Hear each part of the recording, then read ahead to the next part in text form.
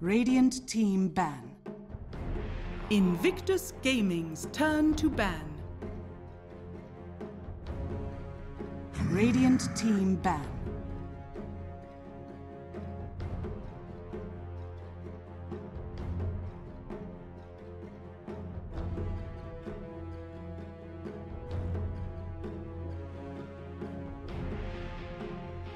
Invictus Gaming's turn to ban.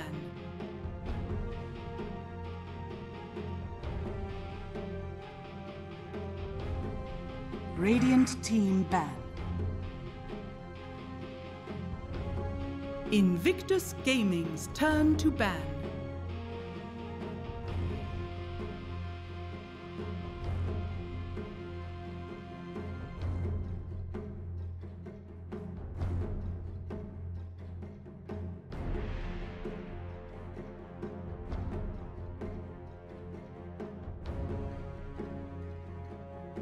Ten seconds remaining. 5 seconds remaining.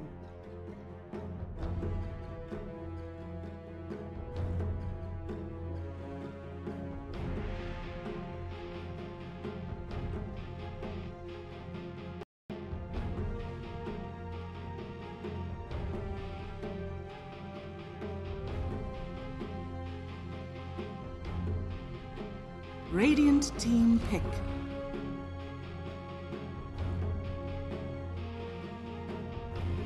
Invictus Gaming's turn. Razor.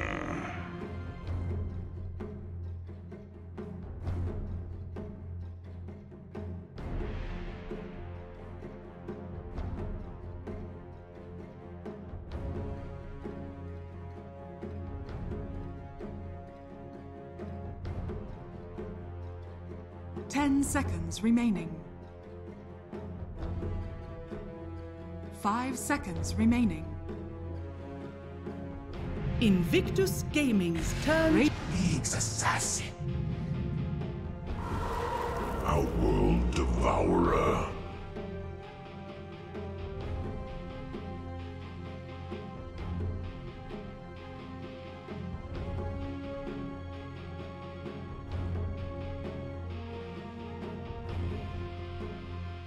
Radiant team back.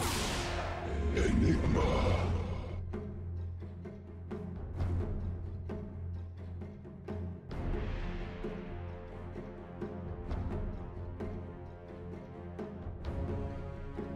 Invictus Gaming's turn to ban.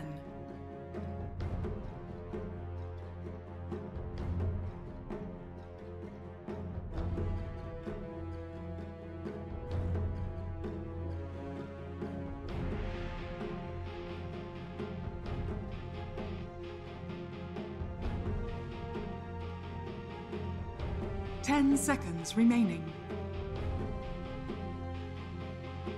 5 seconds remaining. Radiant team ban.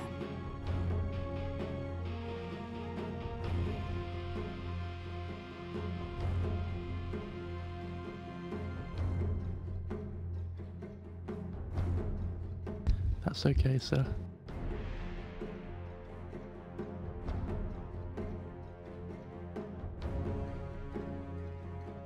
Ten seconds remaining. 5 seconds remaining. Invictus Gaming's turn to ban.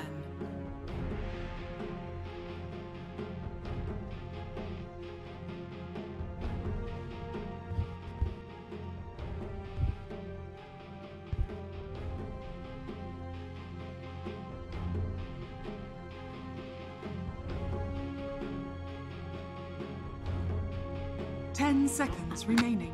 Oh yeah, I forgot about. 5 seconds remaining.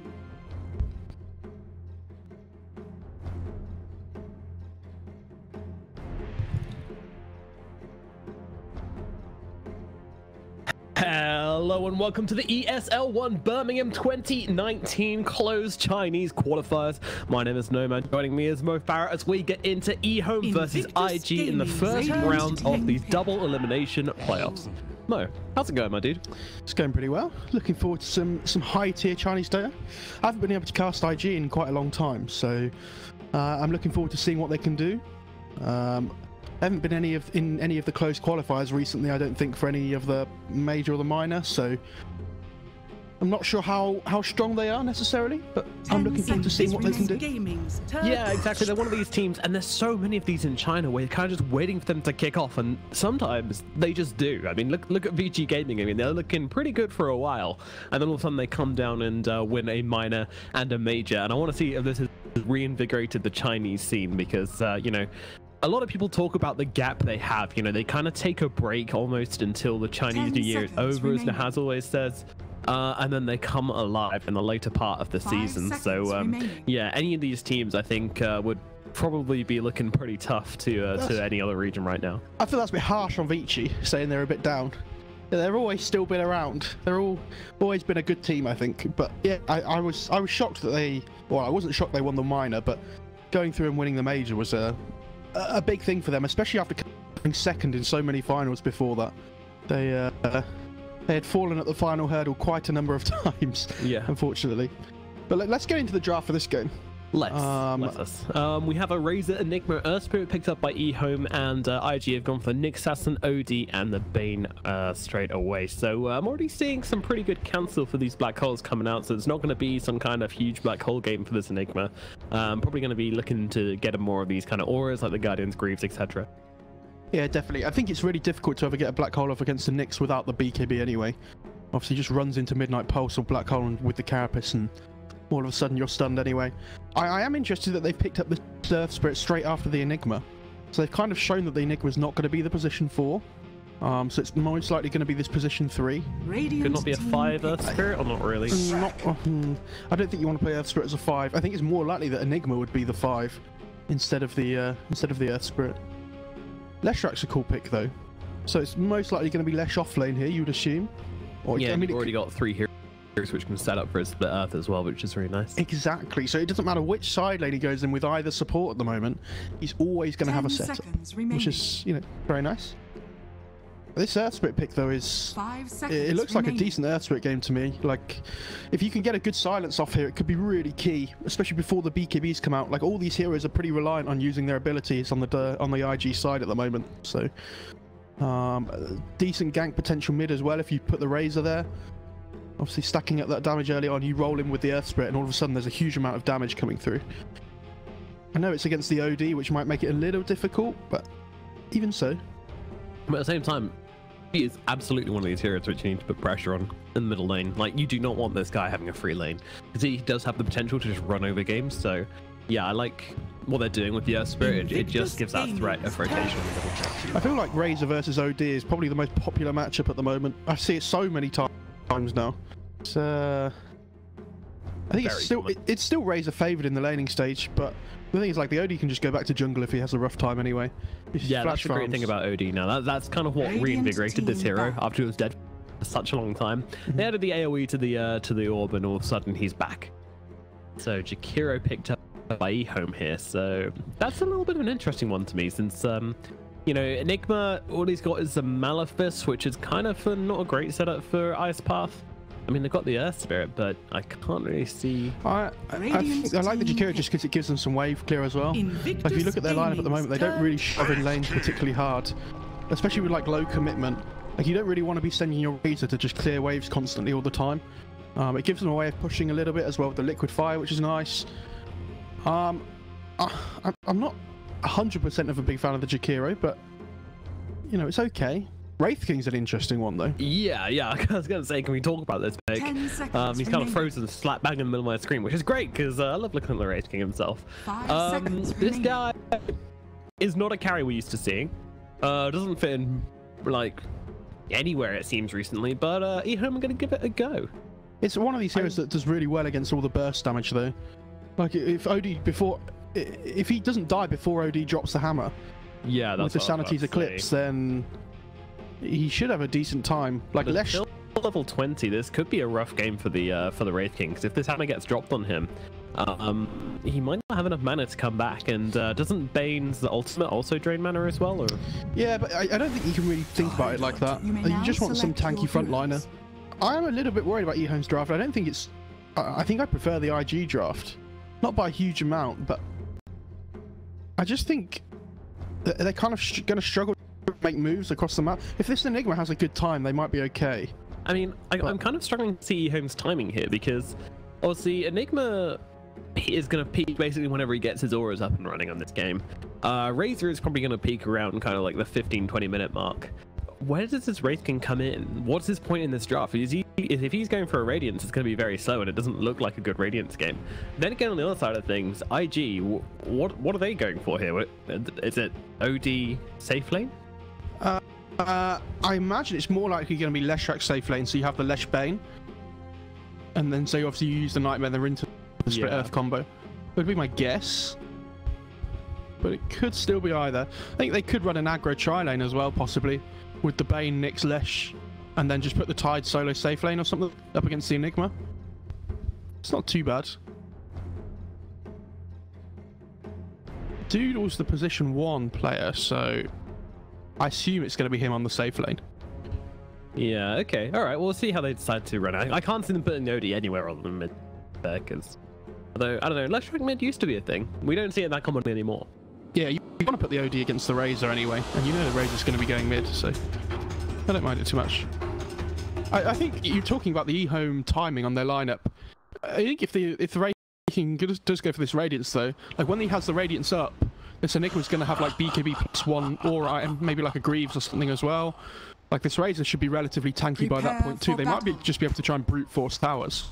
Yeah, that's true. And something people underestimate about the Wraith King a lot, I think, is these skeletons from Mortal Strike. Like, these little guys are a pain in the ass to deal with. Like, they gave them reincarnation, which... I don't know why they gave them reincarnation, but they did. So the skeletons now come back after you kill them. So you have to kill them twice. They do a ton of damage, and they basically just mob down a lane. And if you do get these early points in Mortal Strike, then they really have to struggle to deal with them.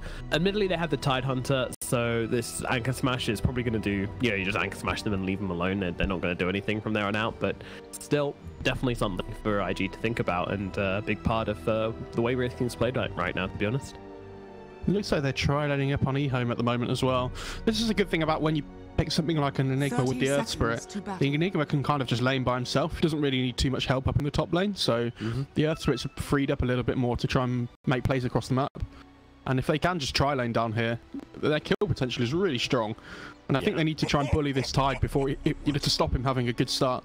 Because if this Tide ever gets ahead of the Wraith King in the laning stage by like a level or two, the Wraith King's lane basically just becomes impossible. Yeah. Like he can't really lane there anymore. Yeah, it's not a good lane for him. So let's see, they come forward here. I like the way they're leaving one support back, but he is going to be seen by this Observer Ward now. If they run forwards, the stun comes out onto the Tide Hunter, is going to allow him to grab that rune. And that is going to be every single rune going the way of IG. In fact, because JT actually picked it up. Another roll forwards. Could be in some trouble, and Zinky will get the kill. Ollie under the tower. So Tide actually managed to pick that one up, and I didn't watch the other one, but Bane managed to pick up his rune down here as well. So they actually managed to hit both runes down here against this tri-lane as they come in aggressively. So I thought it was EHOME that took all the runes. And I'm like, wait a minute, that's IG. That's the dire side that took all of those. What? It's Meneski JT that got the fourth one. It's fine. So yeah, 4 runes. This we never see that. I wonder what the win probability is when you pick up 4 runes. I mean, you don't win. Wow, apparently it's nearly 75%. Wow. That's that seems like a lot. That seems like a lot. But Tide being chased back. Seriously, is that 69% win probability for EHOME right now? So even though IG picked up... What? Oh. Roll in onto Tide Hunter here. He's taking a bit of damage. Bane's getting chased as well by the Jakiro and the creeps. Oh my god. He's tried to pull the creep wave out of lane here. JT in some trouble though. He's taking damage. He's got another Wraithfire Blast up in 1 second. They're going to throw out the Anchor Smash. Is not going to save him from this one as the right clicks come through. Neverend gets that kill. Meanwhile, Bane still on the run. Will pop that mango and use that brain sap to keep himself alive. Just backing himself away, leading the creeps on a merry walk, and he's actually going to bring them to his respawning teammate here. So JT comes back and immediately has a wave of creeps under his tier 3 tower. Pretty good stuff. Yeah, this is really nice though for the Tide. Like, he didn't have TP, so it would have been a long walk back to the lane for him. I think he did. Did he? He's just come off cooldown again. Oh, right, okay. So it would have been slow either way. Emo in the middle lane on the OD versus the Razor. Razor off to a pretty good start, but things pretty even for the time being. I get to see. We imagine we'll see the Razor maybe pulling ahead a little bit in the future, but it's not going to be anything super convincing for a Ferrari in this middle lane. Just a slight advantage, I would imagine. I just want to point out this Lesh's skill build as well. He's actually gone for a... Lightning? Yeah, point of lightning instead of the Edict, which I think because he's laning against the Enigma, I don't really mind too much. I think the problem is this Enigma, what's happening is, like, I'm surprised Jared's not laning more. Like, he's using this jungle really well, but if you see what's happened... Oh, I was going to say Nyx is pulling, but he's... Ferrari in the middle lane. Dogfight's rotated in, but did not result in a kill onto this Razor, so he's going to get out of game. He won the bottom lane, though. Roll forwards onto Ollie. I think this guy's certainly dead. He's trying to get away, but the Bane has no escape. And it's going to be another kill for this bottom tri-lane here is EHOME. Feeling pretty good right now. 3 kills up. Yeah, they're gonna be happy with how the lanes are going, definitely. Especially this bot lane, like you say, with all the kills coming through. This Tide has not had a good start, and if you look at the level difference now, Wraithking kind of matching the Tide's XP at least. Gonna hit level 3 before him even. So. Yep, that's always a big thing in a tri-lane situation, because sometimes, even if you are getting a couple of kills, you find yourself being under-leveled because your support's sticking around too long, but that's not happening this game. EHOME playing it well. I love this mid matchup as well, by the way, that they've both just got more denies than they have last hits. They're just all about f***ing each other. Yep. Assertion. That's what it's about. It's a mental game. He's actually gone 2 points in lightning on the Lesh. I thought he might just put 1 value point in it, but he's going the whole way. Damn. Maybe we see an early Aghanim Scepter from it. I've been waiting to see that for a long time, but I am left wanting. I'd love to be able to talk to him and ask why he's gone for this max lightning build instead. I feel like he said.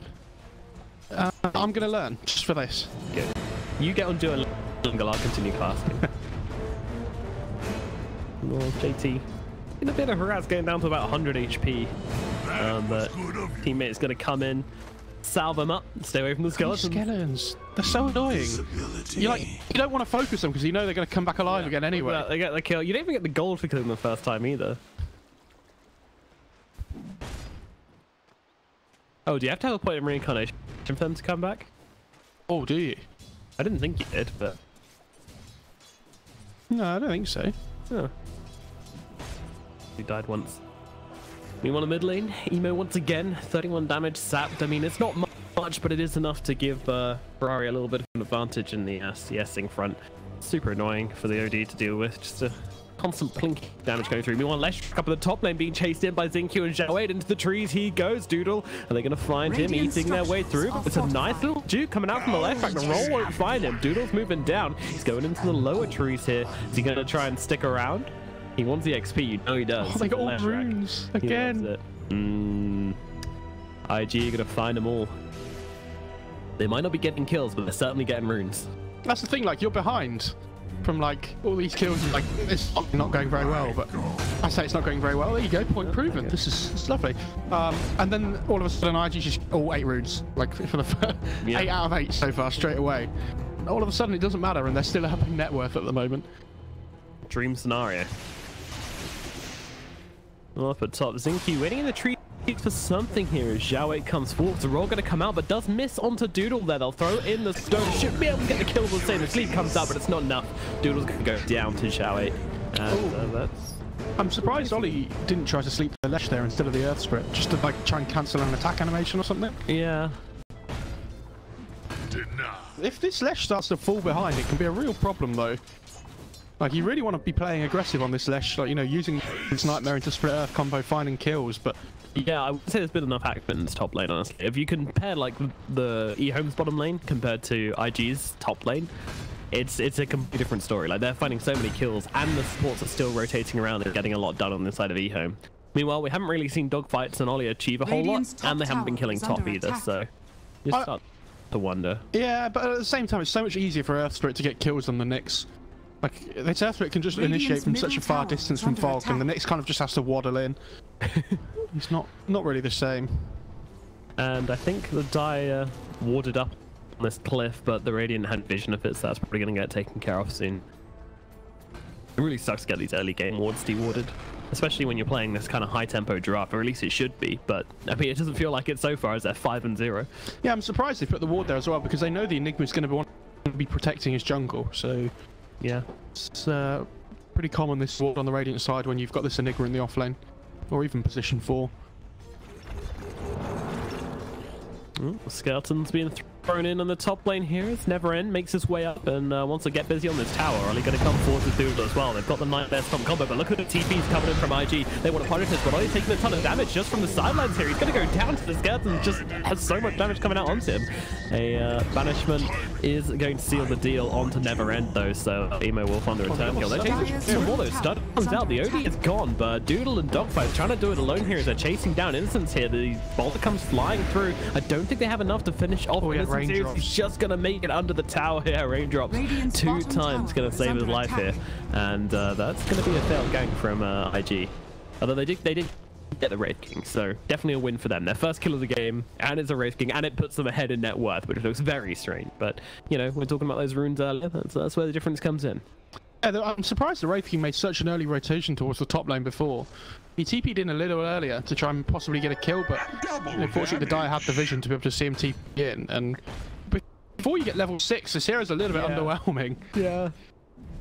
I mean, with the 3 points in Mortal Strike, his push potential is pretty nuts, but again, it's not really enough to warrant.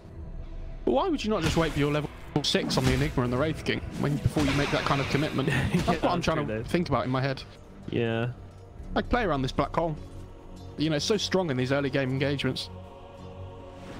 Move away from CS. We do see the Wraith King pretty firmly on top, followed closely by Ferrari, then Emo, and then Doodle, and then the rest.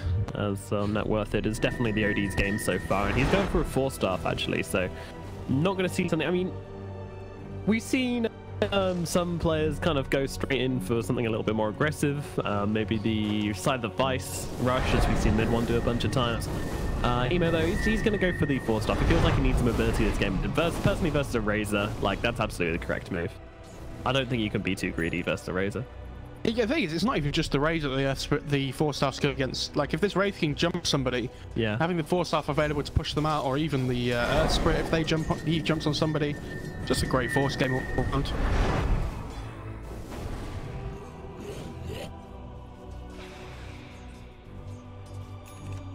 Skeletons, they're just everywhere. They don't even give any gold. It's 5 gold each. it's just very frustrating just to spam them out.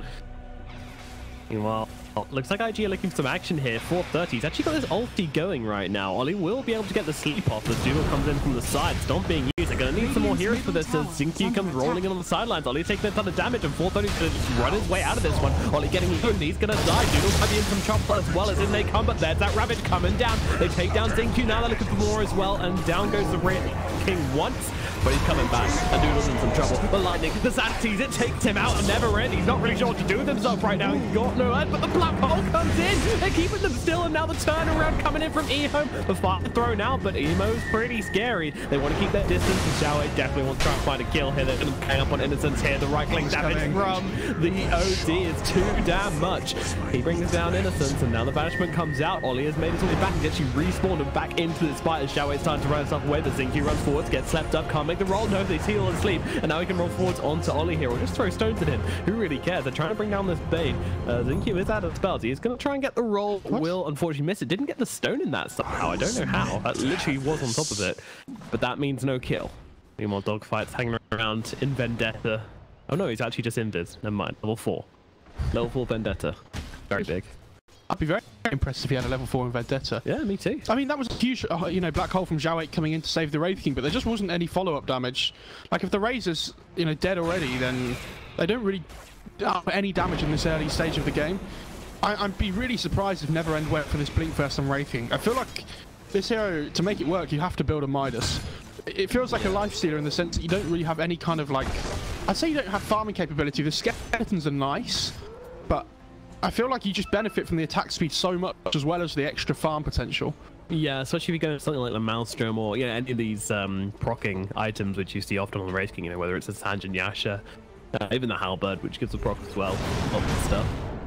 But I'm interested. I'm gonna keep on watching Neverend here, because this is I don't think I've seen someone spam the Mortal Strike curtains quite as much as this, and he's pretty well. He's second on net worth chart right now, and considering he's died once or twice and has been very active around this map, that is no small feat. 4, 1, and 3.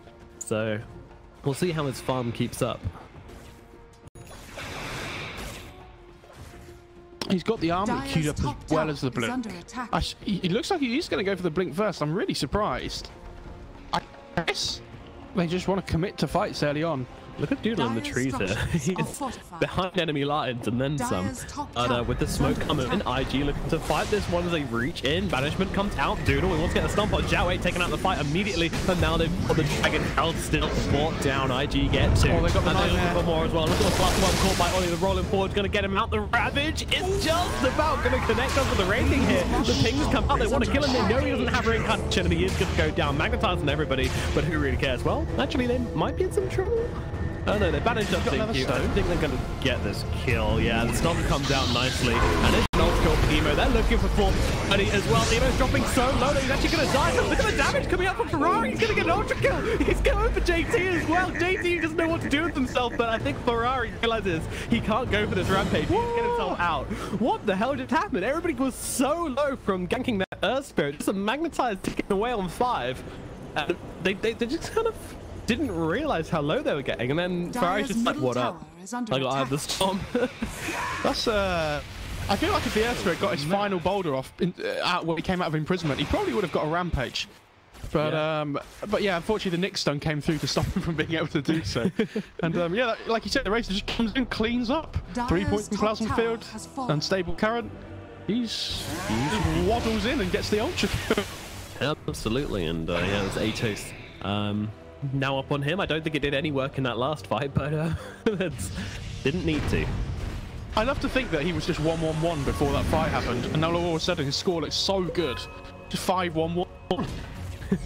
It's like, come on, guys. Yeah, the Wraith King's like, oh man, I was doing so well before that. He's actually going to blink on Enigma. I really don't agree with this. It's going to be super hard to get your black hole without a BKB against Nyx, Tide, OD, and Bane. Yeah, I mean, at the same time, it does force ID to play a bit differently when there is a threat of the Blink Dagger. It means you need to be, like, adjusting to it, but I do agree. I think it's a very big ask for him to be landing any long black holes. It does, but at the same time, this Wraith King has Blink already. Like, why are you... And you have an Earth Spirit that can initiate for you as well. Why are you so invested in getting a Blink early on? I'm not sure. Like, at the same time, you can go for these black holes and know that your other heroes are going to be stopping. You know, you've got the stance on the Earth Spirit, you've got the stun on the Wraith King. You know, you can stop these guys from cancelling black hole and still be able to get a good duration off on it, I think. It does kind of force Ollie to use the Fiend's Whip on the Enigma, which is what the Blink's good for. But yeah, I mean, I always like a Blink on Enigma. It's player preference, in my opinion. I guess it's never a bad item, is it? That's the way you should look at it. Precisely.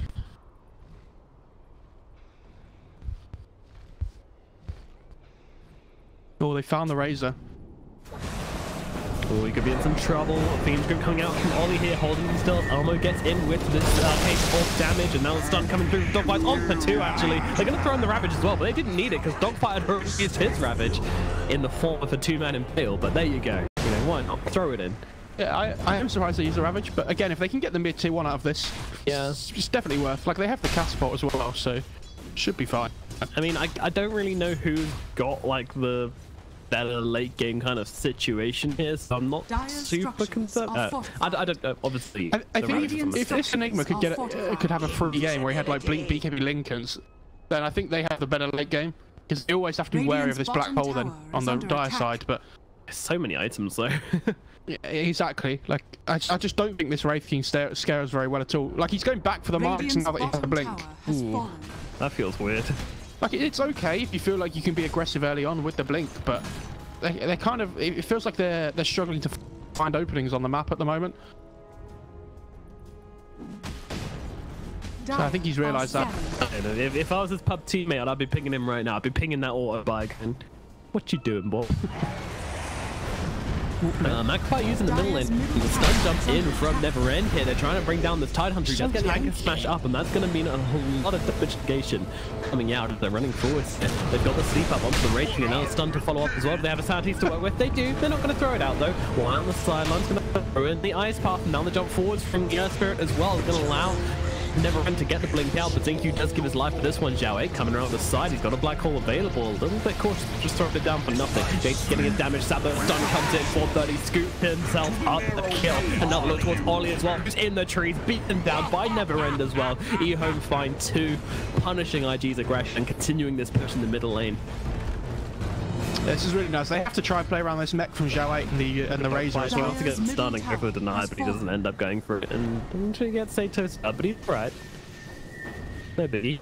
If they can get this Razor beacon at the same time Zhao 8, I mean, if they blink on Zhao 8 at the same time the Razor gets a BKB, they should have really strong fight potential. I feel like, but if you're looking to hit this timing, why is the Wraithing gone for a Midas? Like, it feels they're like a little bit disjointed on the Raging side at the moment on EHOME. Yeah. What they want to be going for? It's a strange one. Radiant's middle tower is under attack.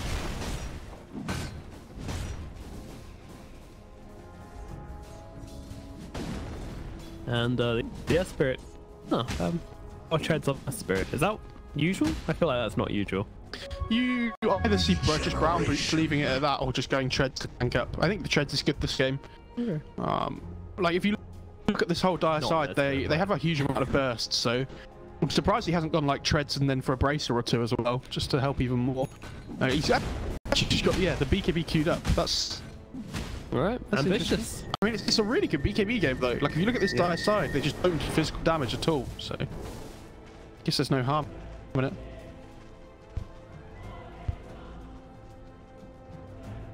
Emo actually went for this Kaya.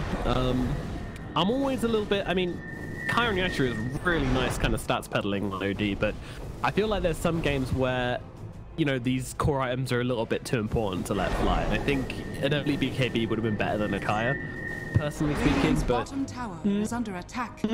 I think when you play against these really low ink gain lineups, things like Razor and Wraithing, for example, I think that the Kaya is okay, because like the extra punch you get from your sanities is always nice. Yeah, that's a little bit of extra kick in the teeth, both the sanities and the arcane orb, increasing your mana pool, of course.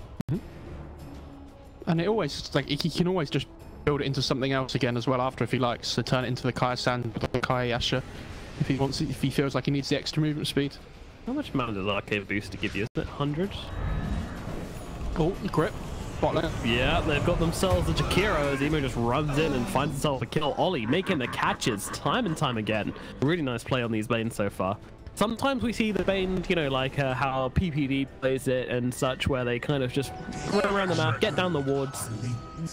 This Bane is different though. This Bane is looking for kills. He's a ganking Bane, and it's been very effective so far. Yeah, I think he can only really play like that whenever he has grip up. Yeah. Although Nightmare's nice, he kind of has to play with somebody when he does that. And the grip has quite a long cooldown at level 1, 120 seconds. So it used to be 100 at level 1, but they changed it a little while back. And I feel like the extra 20 seconds, although it didn't really seem like much, did hurt the hero a little bit. It was being picked in every game at the time. Radiant's middle tower has been denied. That does get denied. That was the second tower which the Dire have managed to pick up so far, but IG going for the aggression once again, smoking up behind them and well. Next assassin. Couple of pings coming out, and that is just... Oh, he's invis again. Now he goes Vendetta. Okay. Confusing stuff. But, I mean, EHOME has smoked up as well, and they are looking forward to it. That's a dire scan. Not going to see anything. They kind of sense they've been rumbled, and there's a team waiting for them on their own high ground. But, we find dog. The Radiant scan the road. To scout it, they pop the invis. They've seen Never End. This isn't a great target for them to go on as the BKB comes out, blocking the Wraith Fire Blast. He's running forward, but he's getting his damage stabbed by the 4-star. Not going to break the static link, which is going to mean problems for IG, as they might have to ditch on this fight. Dog fights. He's going to get brought down in the backlines, and he is probably going to die here. It's 430. causing chaos back here. Dude is caught down by ball 30 alone as he runs into 4 heroes and nothing IG can do to punish this one. And Zenki rolls forward. It's a beautiful roll onto the Bane, and they're going to kill Ollie as well. EHOME, man, they just win that fight so hard. I mean, Razor's the strongest hero on the map at this point if he gets a link off. And you see OD use the force stuff to try and get away. I'm really surprised he didn't use it to try and push himself down the hill to get out there. I mean, he wanted to fight still. He just wanted to break the spirits, the static link, and get back in and help out his Nyx. Unfortunately, that link doesn't break, and that means that Emo does not do enough damage. And then, where is that damage coming from? Yeah, it was good positioning by Neverend as well. Like, he doesn't mind dying first on this Wraith King, so he just runs into the jungle. He knows he can just come back alive again. And this is what we were talking about in the draft, though. Against the OD, he doesn't really deal with this Wraith King well when he just comes back alive again. Like, OD's one of these heroes that wants to instantly make the fight at 5 versus 4. Now my enemies pay.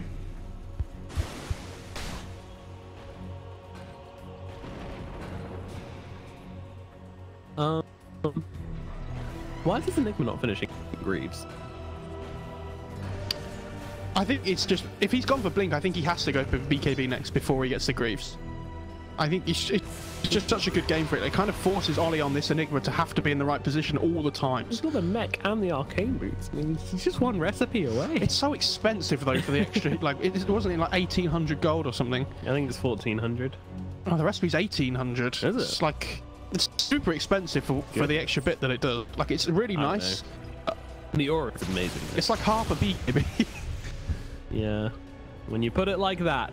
IG going for some aggression here. They will dodge out EHOME just about here. EHOME seem to know exactly what's up as they place down this ward. They see Razor farming on. They want to go for a Blink and Ravage, but Neverend gets a BKB up in time, so they're going to have to Fiend's Grip him. The hold is still the ranking. Once again, this fight is over. They're just trying to get themselves out. The BKB comes in and cancels out the TP and AT and gets a double kill for Neverend.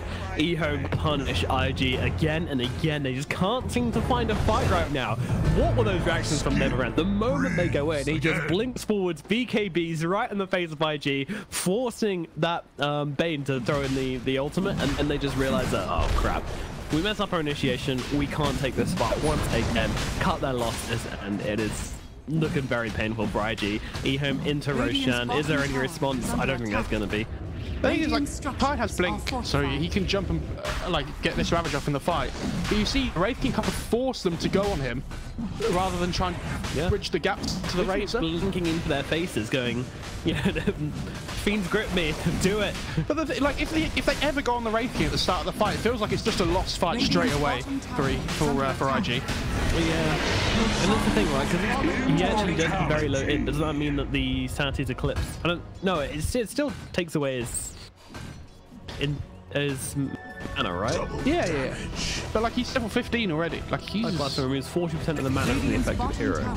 So yeah, I mean, getting that down. Meanwhile, 30 gets a kill at top.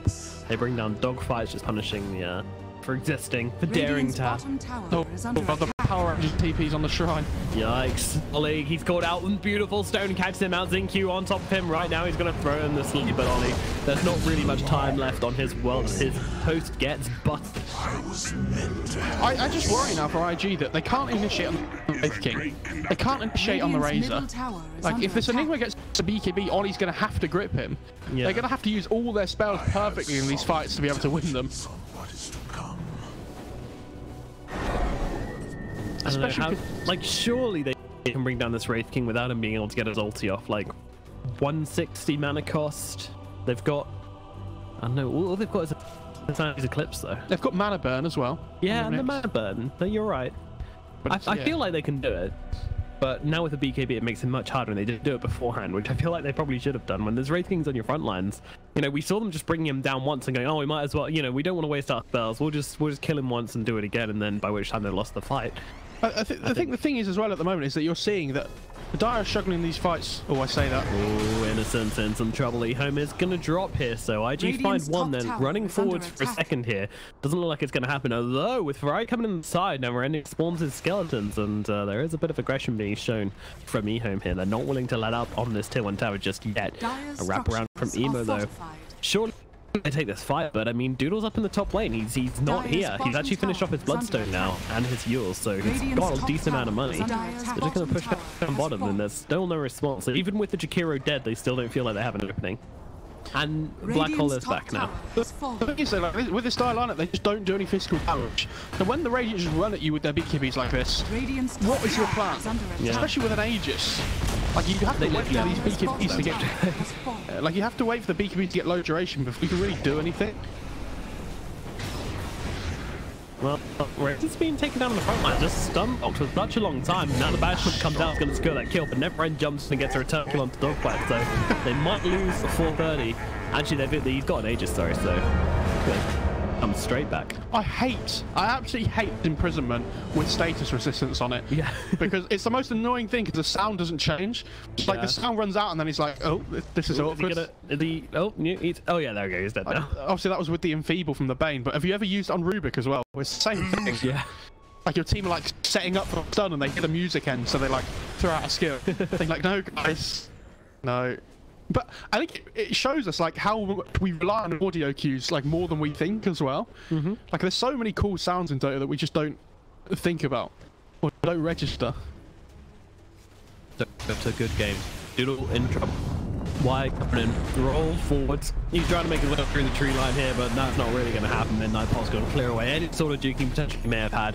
Gonna pop that Bloodstone just for funsies. Make it take a little bit longer to kill him. They can bring him down all the same. Worth a go to keep himself alive, but doesn't work, unfortunately.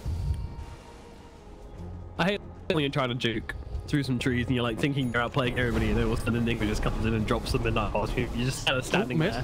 This Nyx is... Oh. I think if the Wraith King had got a crit there, the Nyx probably would have died. Thanks, Spike Carapace. Open out. Oh, yeah, I like it that he's not going for the Radiance on the Wraith King actually versus this Nyx, especially, like you say, with the Spike Carapace. Kind of makes it really difficult to play any kind of hero with a Radiance against the Nyx. Yeah, every creature's going to get stunned by him regardless. Oh, kind of tight. Yeah, they actually go down to the high ground here. They're scared of the Ravage, but... Yeah, JT will be able to get out dogfights with the full staff. I want to talk about Children next and he's got this full staff now. This should be enough for the OD, and actually OD's picked up the Hurricane Pike also, so hopefully they can break this static link and have a bit of potential for some aggression. But Enigma's picked up a BKB. This is scary now, because if Ollie doesn't know about this, he uses grip on somebody else before the BKB Black Hole comes out, they could be in a world of hurt on the IG side. Oh yeah. The thing is, though, like EHOME can just wait for this second Aegis as well if they want. Like, if you look at the moment, they're just choking them out on the map. Well, IG coming forwards here, not using smoke or anything, just doing it El Clasico. And then they jump, actually Neverend jumping into everybody once again, showing so much aggression. Zoe will not find the opening for his Black Hole though. And then comes DQ with the BKB on the Earth Spirit here, running forward with the Black Hole. It's onto nobody. JT onto the high ground, still running. DQ really wants to find this kill. With this BKB, he is pretty much invincible, but now it runs out and he is taken down swiftly, punished for a complete reckless advance there from JQ. That's such a... it felt like such a forced fight. Like, you really don't want to be playing on this Titan at first. Like, if you catch him, it's amazing. But yeah, really great force stuff by the Nyx. Unfortunately, sometimes it happens with the Black Hole. Sometimes you whiff it. It really do. You can't hit the ball. No. But IG running forwards here, they see Neverend, but it's not really a kill they can get. The Wraith King just makes its way back. It's really difficult now, this Wraith King level 18 as well, so 40-second cooldown on the reincarnation. Yeah, I mean, I'm worried about level 20 because right now they can bring down his mana and kill it with good mana burn, with a good Sanity's Eclipse. But once he doesn't hit level 20, that opportunity is gone. Is under attack. It's a shame to have any diffusal. Radiant's bottom tower has fallen. Ever seen the fierce tide diffusal? You think Deso on this hero's fun? Sounds pretty dank, honestly. Like, use Anger Smash, you burn the mana. AoE mana burn. Damn. Sign me the f*** up. Honestly, use an Echo Saber now. I like you blink it in Ravage, hit them twice with the Echo Saber, and then Anchor Smash. And they've lose like 150 mana. That's It's really strong. Very big.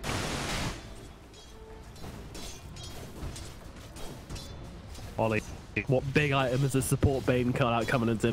No, it's just more war for the Smith. Yeah, Ollie's not going to have any fun this game. No, actually. No. Although, yeah. Same as Innocence though on the Jakiro as well. Yeah, they're both pretty poor in it. Look at the advance from EHOME here. They're running up the smoke up, immediately broken it. What's going on? Oh, beautiful stun! Can't get into that Ravage follow-up. Yes, good for the low. The Sanities as well doing so much damage, but ultimately running forward, just chasing them down. And Zhao Eight's running around with his BKB. Can't really do much, but dogfights and Doodle are taken care of. The TP's coming in. He's coming into this one, but there's a BKB thrown out for Wraith King. I'm not sure this is a play right now as JT sitting on the high ground just trying to keep Wraith King off them here. Now the wrap around. Well, dogfights gets brought down again. It's die back from him. This fight started amazingly for IG with a 6 stun from dogfights that started off. Ravage as well, but I don't know. They got the BKB off on the Razor. Was that before the first stun, or was it between the first and the second? After the first stun, he got his BKB off before the Sanities hit, and then the Wraith King just came back alive again, so he didn't care. Yeah. And Dogfight's just buys back and TPs to the shrine and dies again. That was the bit that confused me the most. The fight was still going. They find the OD. Wraith King. Well, I don't think anybody here. Timo just backs himself away. Oh, too short. This Jakiro has a 40% AP gain now, though. He's just hit the level 15, so with the extra 300 attack range from level 10 as well. Look at this siege. Well, Side tries to jump in, just throw a couple egg smash out. 4-star not to break the static link, so this is going to be one hard-hitting Razor. Them all the more push right now as Ollie's caught out on the side. And Niku rolled himself off that BKB again, just causing havoc. Ollie's probably going to go down here. I don't think he'll survive this one, and he's just going to keep on going. Oh, he's going for another kill. He's looking for the Tide Hunter right now. Who needs your carry? Okay, he's going to die, but at the meantime, he's taking racks. Like, that is absolutely fine. This guy's just taking space. I'm pretty sure he could have just survived there and they would have got the rack anyway. But, cool. And he just killed the Tide, which is very impressive as Earth Spirit. He's going for the alpha male gameplay right now. Chasing them back to the fountain, slamming it on the desk. I wonder if this... I really hope the Wraith King makes a power play and goes for the skeleton spawned at level 20 instead. Please. Please. Oh, that's disappointing. Yeah. Pretty weak.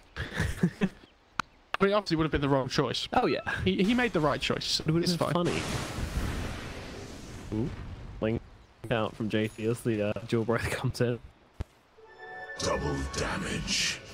How are you going to stop Jakiro from sieging your towers with that attack range talent? It needs a Dragon Lance as well, I think. Smoke up.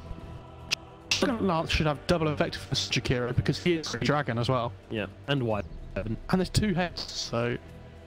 I'm not sure that makes a difference, but yeah. He's very ultimate though. He's got 4 staff and a Glimmercape shootout. Like Innocent believes. Oh, when he gets the GPM talent, he might make it.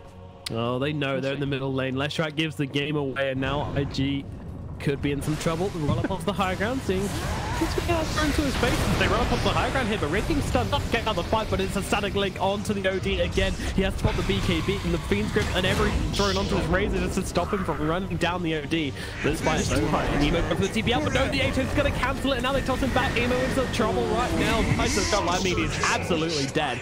Brought down, and that is the end of that fight. IG lose 2. The Tide blinked into the middle of trees and just stood there for the whole fight. Oh, because there was nothing he could do. Like when they put the BKBs, his Ravage obviously isn't going to do anything. Yeah. I feel like it's kind of getting to the point where you don't really want to use that Ravage as initiation anymore. It needs to be secondary spell because they're too quick on these BKBs. IG trying to use... sorry.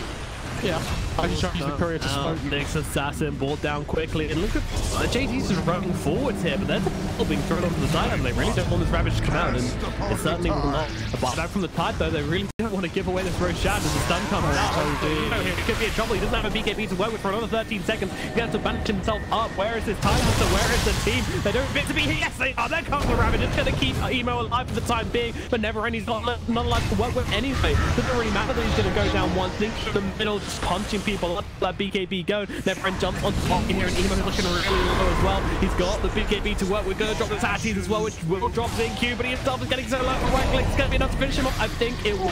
Management comes out. I'm not sure if Management Doodle is being chased down as well. Me pop GG. It is over. They don't have any buyback. They don't have anything in the tank. It was just either going to be Roshan, a very slow finish, or a very quick finish from EHOME there. And IG decides they don't want to deal with it.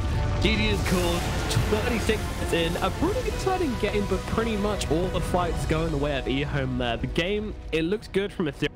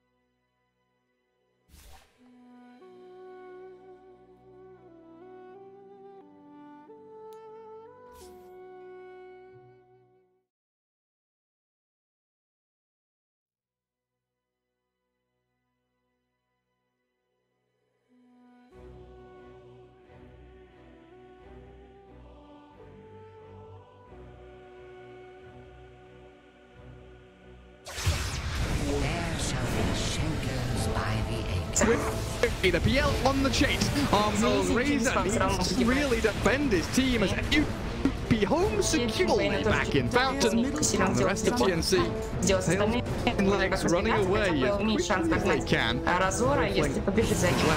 climb is farming up top.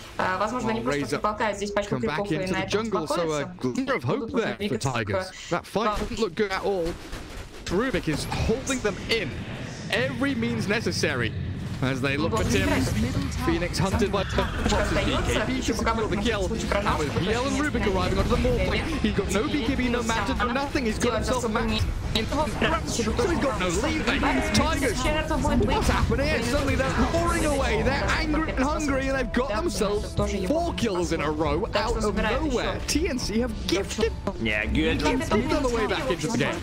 Good rotation from Nightstalker. Has a BKB, so he can just easily go in. That's gonna flame Morphling for this kind of a build. Like, this is not gonna kill. He needs a BKB against all these silences, stuns, lockdowns.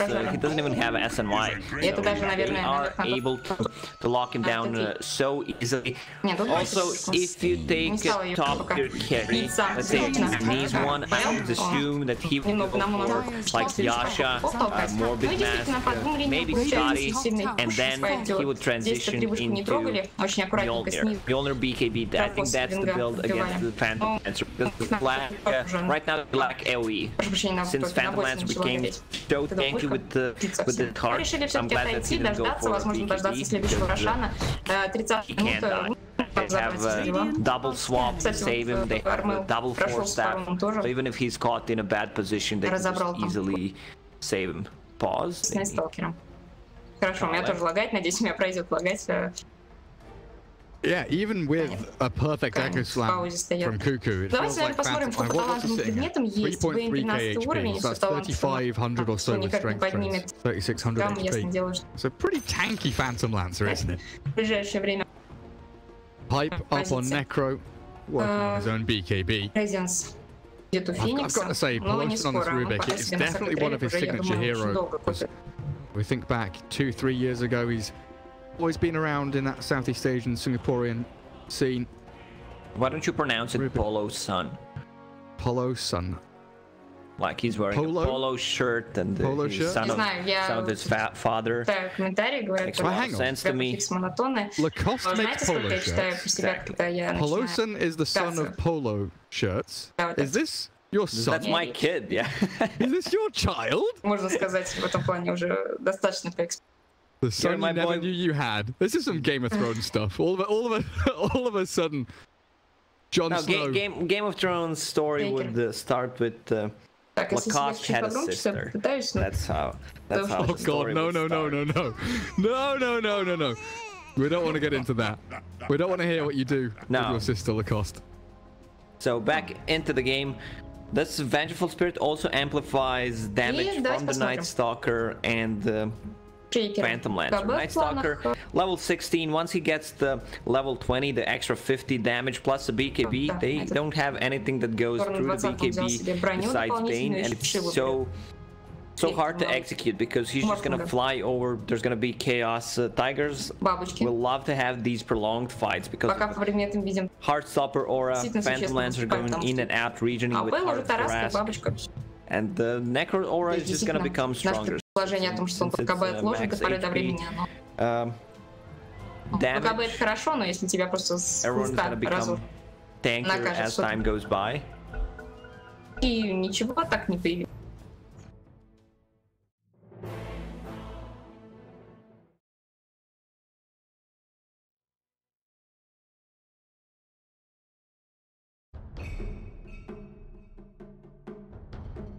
Dire team ban.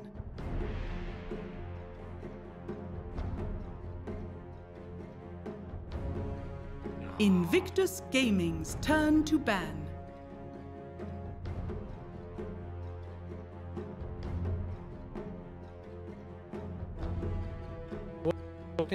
Dire team ban. Yeah.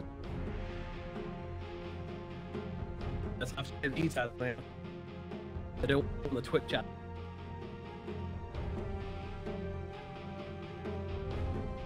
Twitch chat.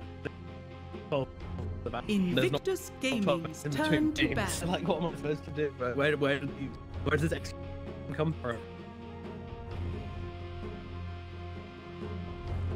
Dire team ban.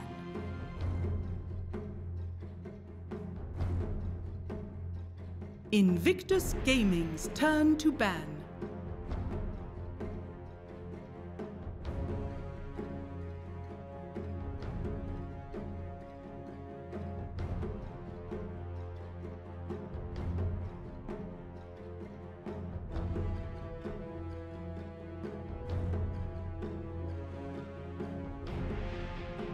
Seconds remaining. 5 seconds remaining. Dire team pick.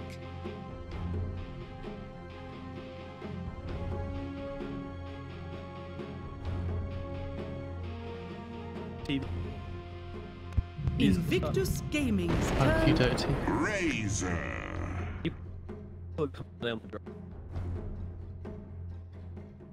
He's so keen.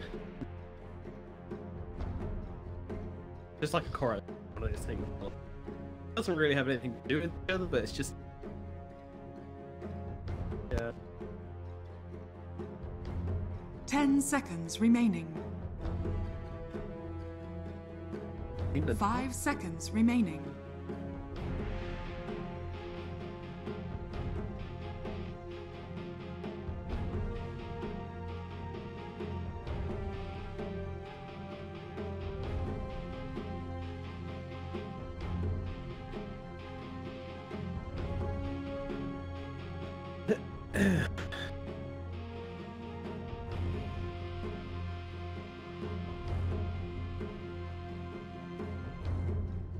Invictus Gaming. Hello there, and welcome to the ESL1 Birmingham 2019 Cruise Chinese Qualifiers. My name is Nam, joining me into IG versus EHOME game number 2. Game number 1. Mo-Farah, can you sum it up in approximately 13 words, please? With the 7th rhyme rhyming with 13th word. 7th rhyming with 7th word rhyming with 13th word, yeah. Let's make it 14th word if you want it. I pick no physical damage. Bloody orange. Oh no, nothing rhymes with orange. Oh no. Oh no, what have I done? That was so bad. Oh my god. I think I could. I just wanted to sum up in 5 and then yeah. 5 seconds remaining. The problem is if you don't pick physical damage when the enemy team got beaky pretty early on, it was always going to be a struggle. What do? I really like this support combination, the Undying Shaman. I feel like it covers a lot of bases with what you want from both supports. Yeah. Like you have a lane winner in the Undying, you have the Shaman gives you catch wave clear as well. You have active taking with the wards. Unfortunately, you have to just pick the Nature's Prophet for themselves. And I feel like Nature's Prophet is probably one of the best supporters at dealing with Undying in the laning stage. Yeah, that's true. This guy just does damage and can really get on top of you and gives the Undying a lot with his treatment as well. So that can sometimes be an issue. One thing I'd like to say about last game as well is that I think the biggest problem, well maybe not the biggest, but one of the big problems, they had the big team for ultimate in the Tidehunter, who again just gets ruined by BKBs. Like Ravage does not go through BKB. I feel like if they had the Enigma or like an RP or something like that, it could have given them another way to really take these fights and then look down inside those BKBs just in order to make the game go on. But anyway, let's leave that game behind and look forward to this one, as we've got a Mirana coming out from IG. This is interesting. Yeah, it's a bit of a weird pick. Like, we don't see this all the time necessarily. I think the possibility that it might be an off-lane Mirana here as well, especially when you have the Shadow Shaman as a 4, like you've got the Shackle into the arrow combo. Yeah, is really nice. I don't know about that. I think they want to lane it versus the Razor. Yeah, possibly. I mean, it's still very open with what they want to do, but yeah, I agree. Mirana could go against the Razor. It's very flexible here with what they can do. Invictus Gaming's turn to pick. Disruptor. Disruptor coming out from EHOME. This is a hero we don't see very often. Pretty good versus that Mirana. I mean, she tries to blink, leap herself away. The good thing about Mirana versus Disruptor is that Disruptor can usually get this glimpse off on Mirana, like as she's leaping away. Very easy to catch because you just need to click on her. You know, all the heroes are like blink away, like anti-mage and stuff. Once he's blinked, that's it. But Mirana, you kind of see her leaping away. Can usually like have the reactions to get it off even if you don't get her like before she presses the leap though. Also obviously the silence as well, just throwing down the AoE silence straight away eliminates any possibility. But there's a Naga coming out from IG. This is a hero we've been seeing a lot more of recently and it's been awesome. I'm a big Naga fan. I think she's in a really good place right now as well. Going to be interesting to see how it plays off in this game, especially with that AoE, which can cause some trouble. And now Medusa comes out from EHOME as well. Well, that's a big counter pick right there, I think. Well, at least an attempt at a counter pick anyway. I don't know how well Medusa does versus Naira. It's not matchup I see an awful amount. I mean, they both have like kind of scaly bottom halves, so 10 seconds remaining. I don't know what that means. Interesting, but yeah, as I said, the AoE silence be pretty good. Also, the Wrath of Nature pretty nice at trying to distinguish the real Naga. I mean, the last patch really made Naga much better against these heroes, which can usually just kind of throw a nuke into the Naga illusions and find out the real McCoy quite quickly because they increase the tankiness. I think they may change it from 400% damage taken 350, was it, or something like that? Maybe less than that actually. But it just makes it much harder to find the real Naga Siren. So EHOME. Both teams. I don't really know what both teams is. I feel like Mirana's going to be mid, Razor's going to be mid, Medusa's safe, Naga's safe. I guess they want their offlaners, but Prophet could still be 4. Could also in the offlane. I think it just kind of depends. But IG ban out the experts. They're expecting Nature's Prophet offlane. Dire team Disrupt. pick. Invictus In the Gaming. 5, of course, and they're going to pick up the Sand King as the last hero from EHOME. So that gives him a lot of AoE damage, AoE lockdown as well, which is really important versus the Naga. Like, you don't want to be stacking too much single target stuff when you're against the Naga Siren. And that's exactly, I mean, you know, look at these last 3 heroes. Like, Disruptor, Medusa, Sand King, these scream AoE, so it should be pretty good. 10 seconds remaining. The IG final pick for them. 5 seconds How do they respond to this?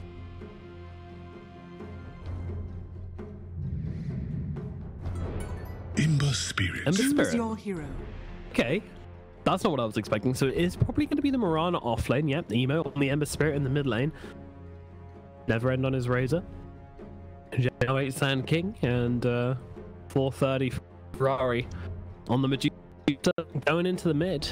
Doodle on the Naga. It's going to be Ember versus Medusa in the middle lane. I feel like that's kind of okay for the Medusa. As long as EHOME don't start getting too many kills, that's going to be really nice for them.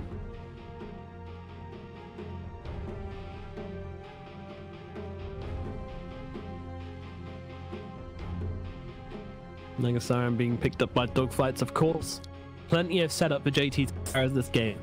Got the ensnare, you got the chains, you got the shackles, you got the hex. Loads of stuff to keep them still. Also, the if the Nature Prophet ever tries to use those trees, then you know, TP's out. Probably not going to be too successful. And of course, I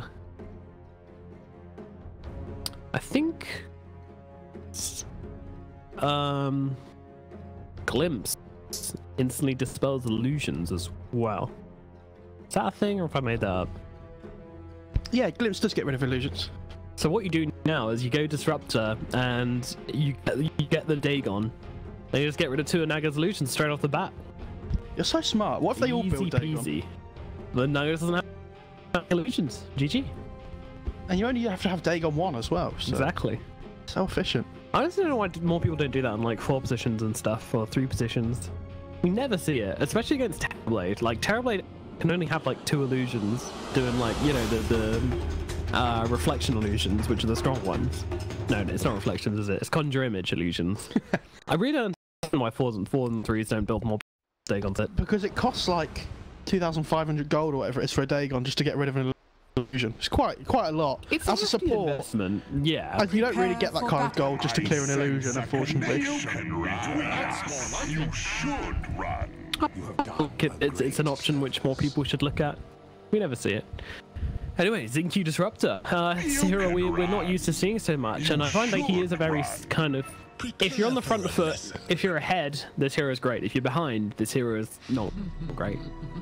True, but at the same time, it's always kind of like an answer to this Ember before he gets BKB. Being able to glimpse him and just trap him back in that static storm. Yeah. It's also pretty good at cancelling shackles from Shaman from a long distance away, which is nice. And you have a really good setup stun in the Sand King as well to be able to follow up with the static storm with. Shall we go on to the high ground here? Gonna see 3 heroes and have themselves out quite quickly here. 30 seconds They have to vision, battle. that's my question. They don't have vision, so he has the option to go for Sandstorm if he needs to, but then not gonna chase any further than this. Sand King as position 3 is different as well. Like we've been seeing this here a little bit every now and then, but it's not really very popular. So it'll be interesting to see how it plays this game. I feel like you could possibly play it like a pipe kind of hero here, and just like of utility. Begins. Well, Doodle gonna fight up with Joe for the root. Or stun on Joe, though. We'll be able to pick that one up.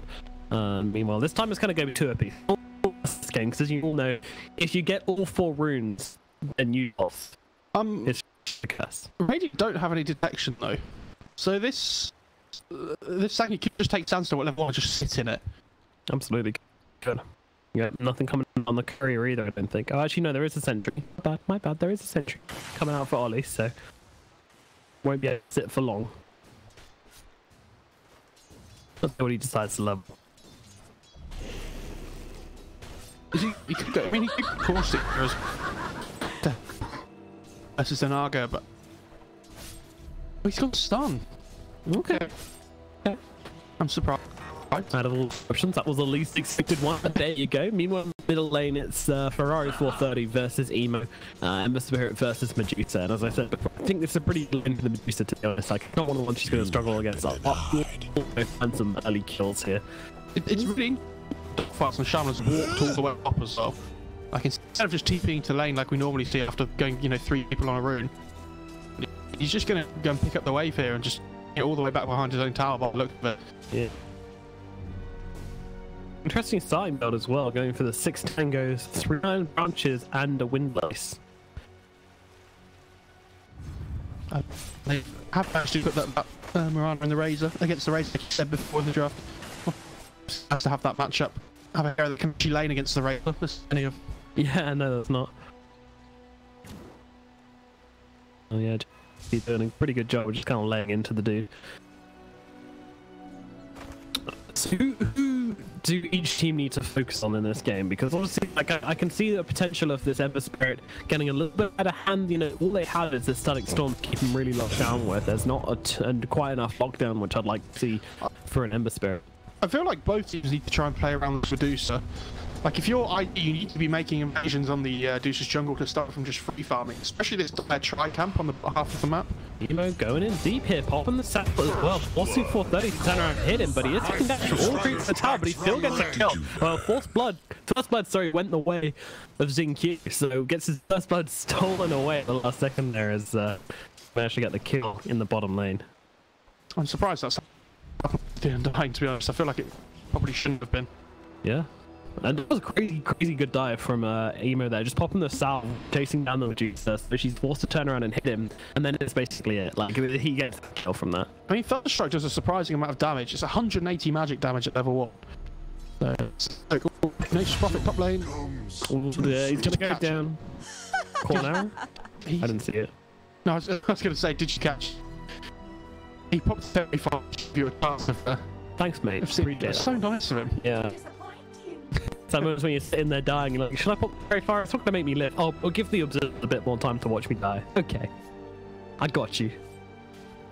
So not only say get like against Facebook, so you get the Miranda that I talked about as well. So we were both right. Hey. Everybody's right. Have you seen Moan, by the way? See who? Moan. I know it is. Yeah, I know, there's some coconut guys in here, and I've just realised that they are exactly the same as Nature's Prophet's coconut guys. What little trees? Yeah, it's little trees. They're literally exactly the same. Be right? Incoming? Maybe you'll get loads of free more gear in the post now. I've mentioned them on stream. I hope so. I'll be into that. Give me Maui fish hook any day. I'll take it. Anyway, down to the bottom lane, Doodle, he's doing pretty well, yes, to be honest. He did lose Undying earlier on, is by no means struggling so far, with the creep wave constantly being pulled into him because this Undying just kind of goes pulling. We get a haste rune now as well, rather than go for the pull through. Radiant structures are fortified. The thing is, well, like, he doesn't even need the haste, so he just leaves it for the well, I think it's very important whenever your mid lane has a bottle that one of your supports connects with the active root spawns. Yeah, we don't really see it sometimes. Yeah, she's been run down once again here. I don't think she is nearly quickly enough. He's going to find that kill. Xingqiu, well, I'm surprised he's not going for this one as well, to be honest, but he does keep his head on his shoulders. Nope, never mind. Triple run that forwards. Hello, Xingqiu. There come the chains coming out. Emo taking the damage from the tower once again, just chasing him. Somebody's got to start this work with one more right click. Will be died for this one. Xingqiu plays it beautifully, holding a glimpse for the entire fight, and then at the last second dropping it back, and he's not halfway through level 4. Well, he knows what he did. I feel like Ember will play heroes like where you're like, I'm the king of the world, and they do something stupid afterwards. Not stupid. He could have a really strong play, but Xingqiu playing him. Yeah, unfortunately, you know, Xingqiu's a TI god, so he played really well TI last summer for Serenity. Oh, Deucer again, mid lane. Yeah.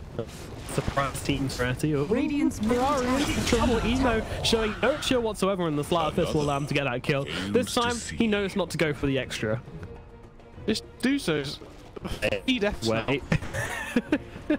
I said that, it was like running in with chains available. I was like, oh, hold on a second, but Xingqiu has come into this middle lane now as well, so obviously, Deucer not the most mobile of heroes. Unfortunately, whenever runs the flame guard up, can't really do anything because you have no way of taking that level 3 flame guard off. No. At least they're making some stacks in the jungle now on in Q, the Medusa. Stacks on stacks. Doing his best to farm up. Jarrett probably going to come in with cleaning up the illusions. He's got 3 points in Sandstorm. Sits there. Yeah. Oh. No, I kind of like the same course Valley build, but I understand the Storm. It does deal with you very quickly. Look, Naga doesn't really care about the either. Like, she's just going to push the lane out and then go back to the jungle as well with her illusions. She's more than happy to just sit here and play farm. She's got the Manta build queued up, because usually my preferred build in this game. Yeah, you don't really want to try to go for the battle. Sorry. Oh, battle. Marana. Ooh. That's leap child left. I think it just came up. So yeah, call it that leap. She, yeah. Unfortunately, if you get run down by Raze without leap up, it's very difficult. Looks like the glimpse was used by ZQ as well. I feel like this Marana might really struggle to have a game. Like, if you can run around and hit arrows, then yeah, maybe you get kills and do things in fights, but if your arrows don't hit, like, you're basically not doing anything here. Yeah, dog fights. Oh, it managed to get the shackles off, and now it's the Storm coming in. Yeah, they got to be careful with this guy, but Ollie's coming in from part. Emo joining in for this one as well. They put a little up here to try and deal with this raid, and they will stay close. There's only a level 1 past the field there. Like it's 4 against 1, and your Marana still loses over 600 HP from that. Scary stuff. Radiant's middle tower is under attack. Play with electricity. Why? Yeah.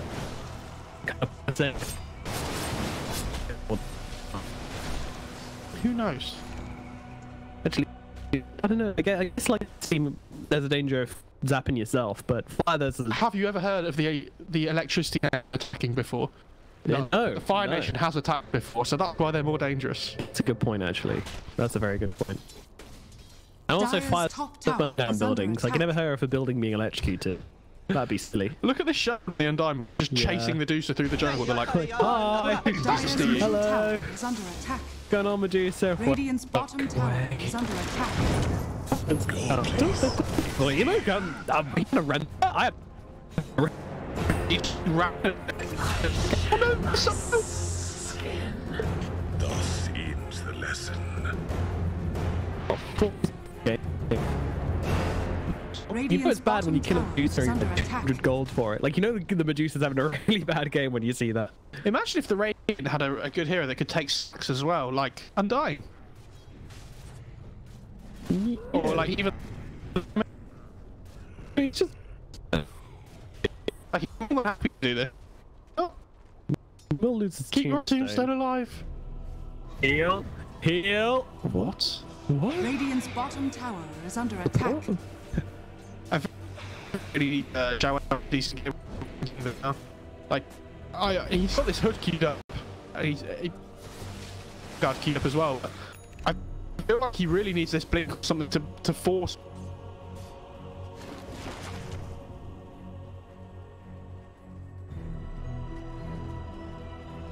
Dire's middle tower is under attack. Dire's structures are fortified.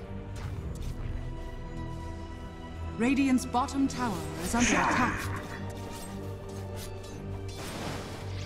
I see my grand spirits again. Radiant structures are fortified. Radiant's bottom tower is under attack. Radiant's bottom tower is for the tempest of battle.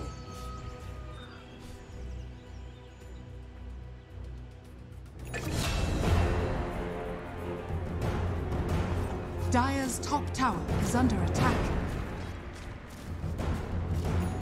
Radiant structures are fortified.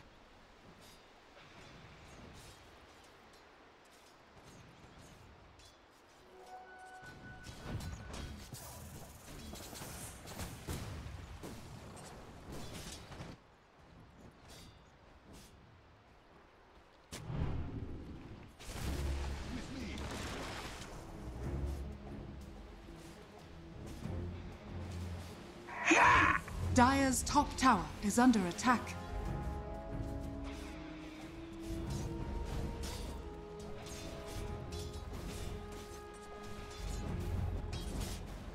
Fight it.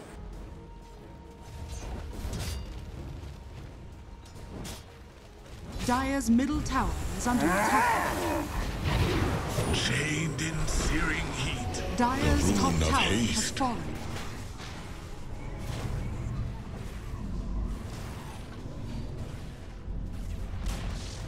Dire's middle tower has been denied.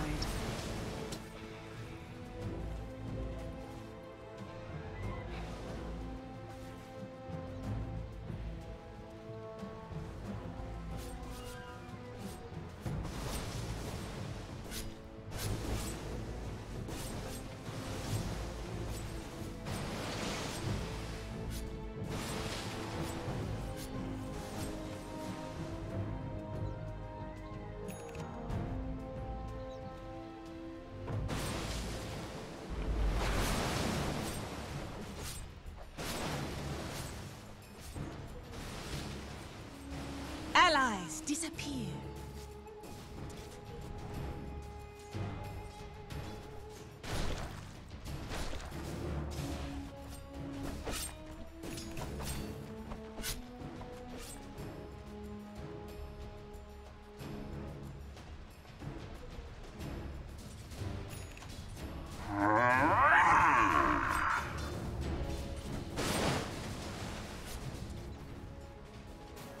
The rune of illusion out from life. Better you than me.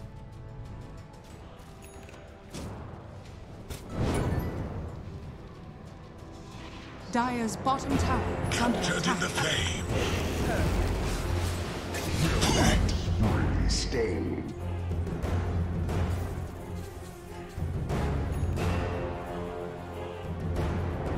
Radiant's middle tower is under attack.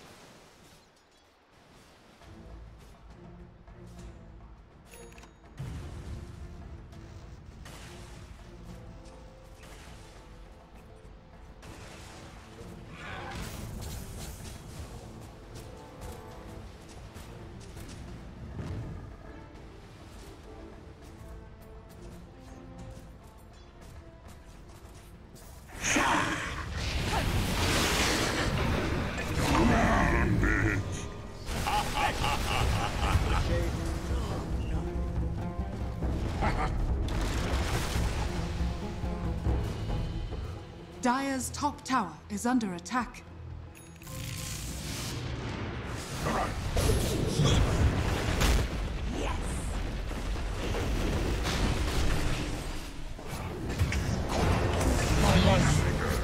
New life will make its home amongst your bones.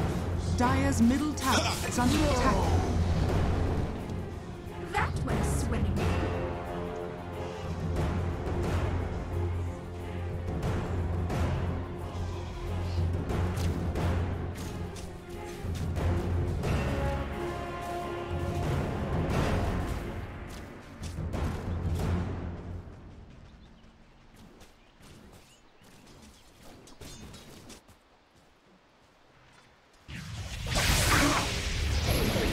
Double damage empowers me.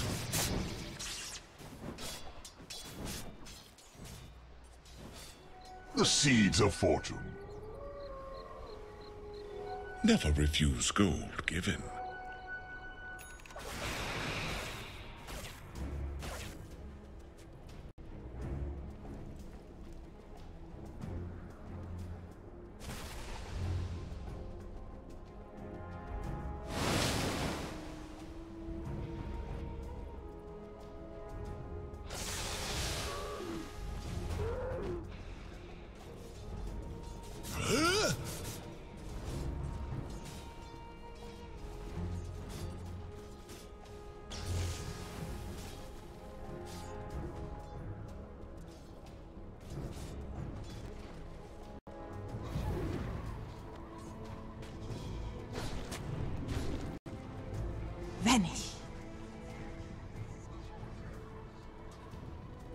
Dire's middle tower is under attack. Yes!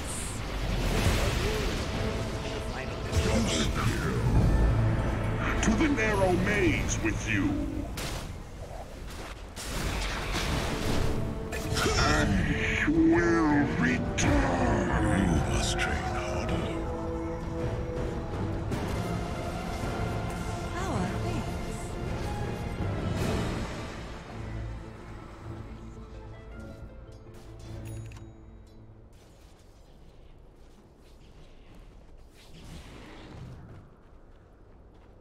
Dire's top tower is under attack.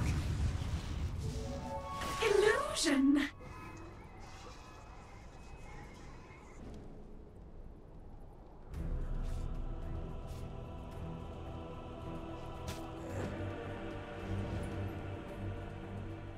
Radiant's bottom tower is under attack.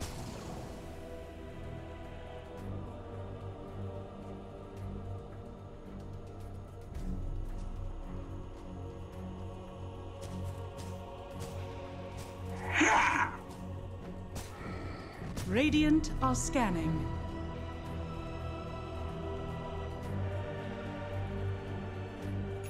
The place is here.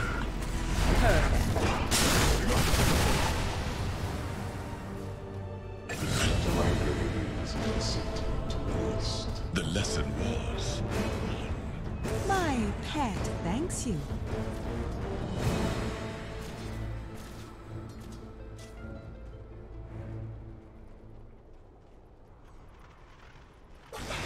Dire's bottom tower is under attack.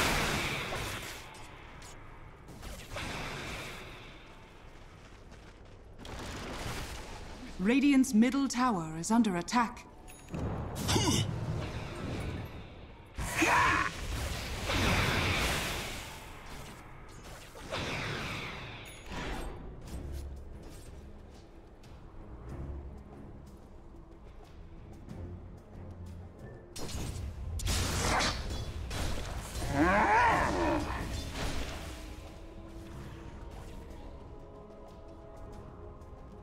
Ember strength, now rekindled.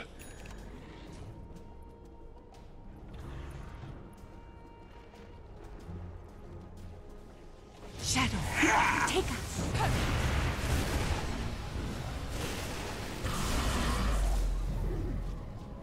Bonded, you and I. Come to me.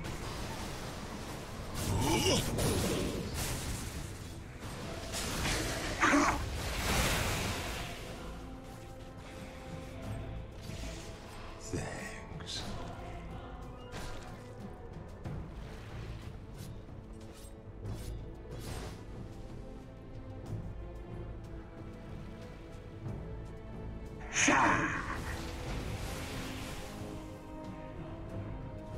Radiant's middle tower is under attack. Radiant structures are fortified.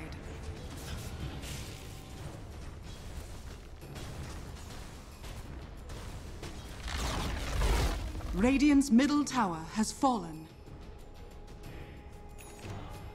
Dire's bottom tower is under attack.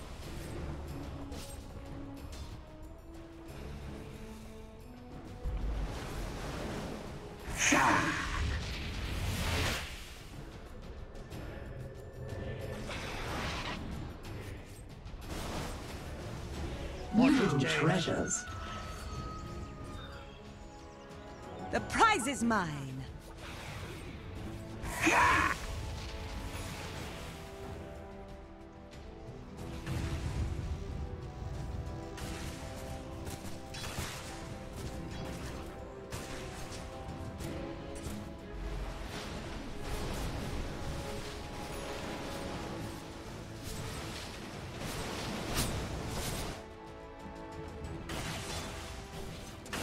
Dire are scanning.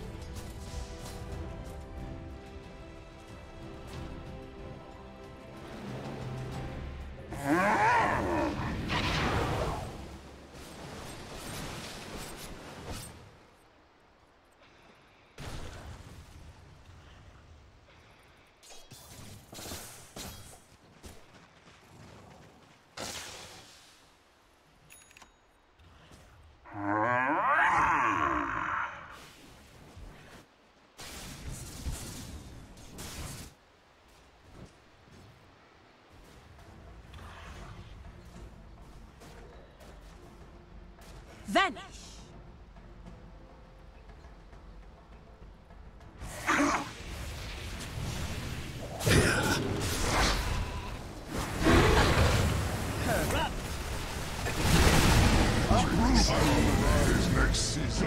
Radiant's top tower is under attack.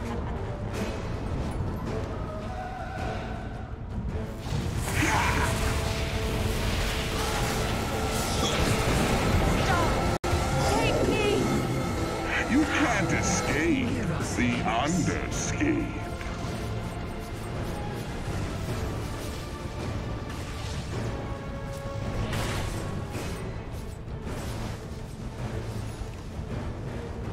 Threat. Something I feel like I should point out here, you can't Manta dodge glimpse anymore from Disruptor.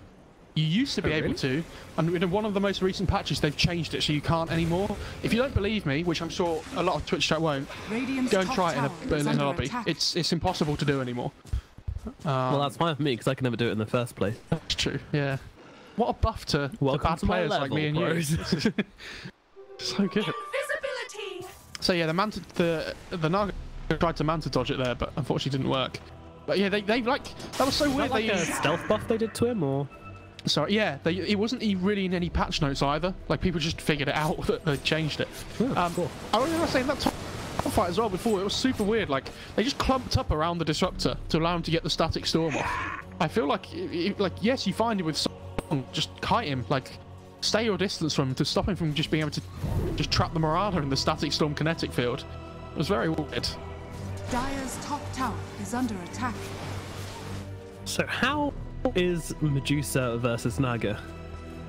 I feel like Medusa does okay in this matchup just because of the supporting act she has around her. Like this Sand King has decent AoE damage, the Disruptor has decent AoE damage to clear through the illusions as well. I say that, but when this heart comes online from the Naga, the illusions become so much tankier. Like they're really difficult to deal with at that point. So I think at the moment Medusa's fine. When the heart comes out, it might be a little bit different.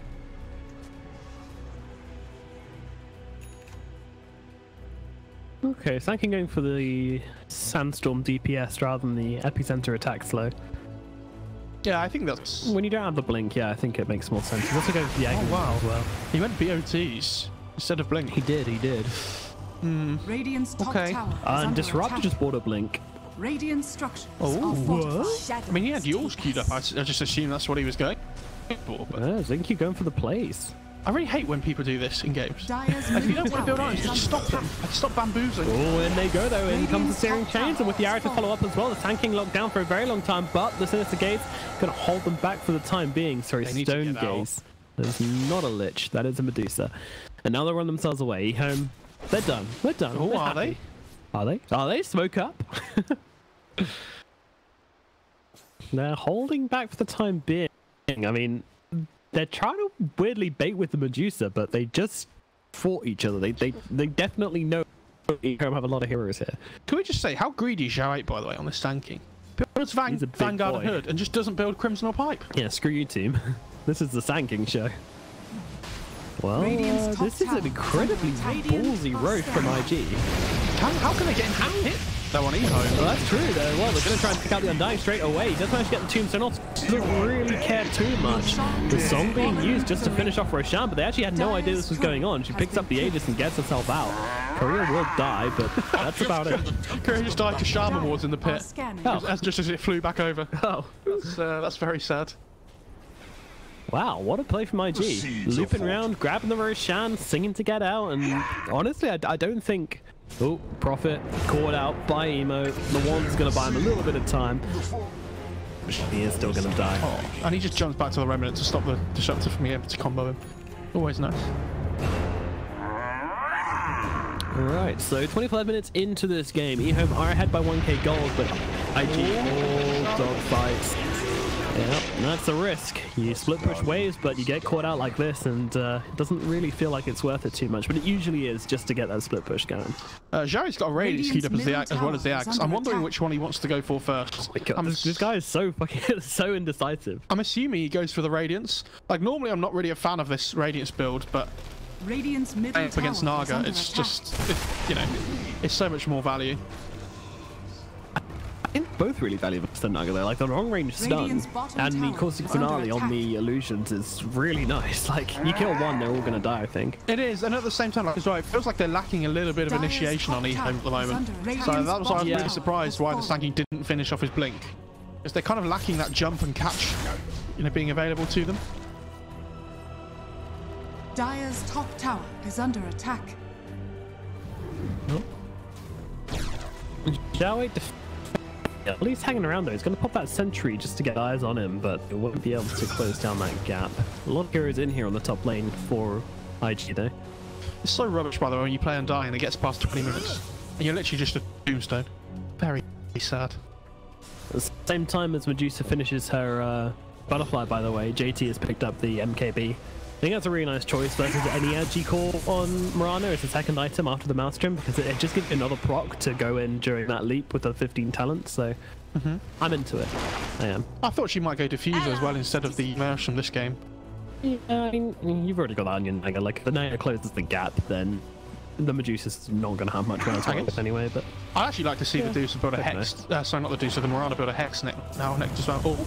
GQ. Yeah, they're going on the backline here. The ultimate GT's trying to TP out of that, but that's not happening. Actually, the Ember is just going to go down as well.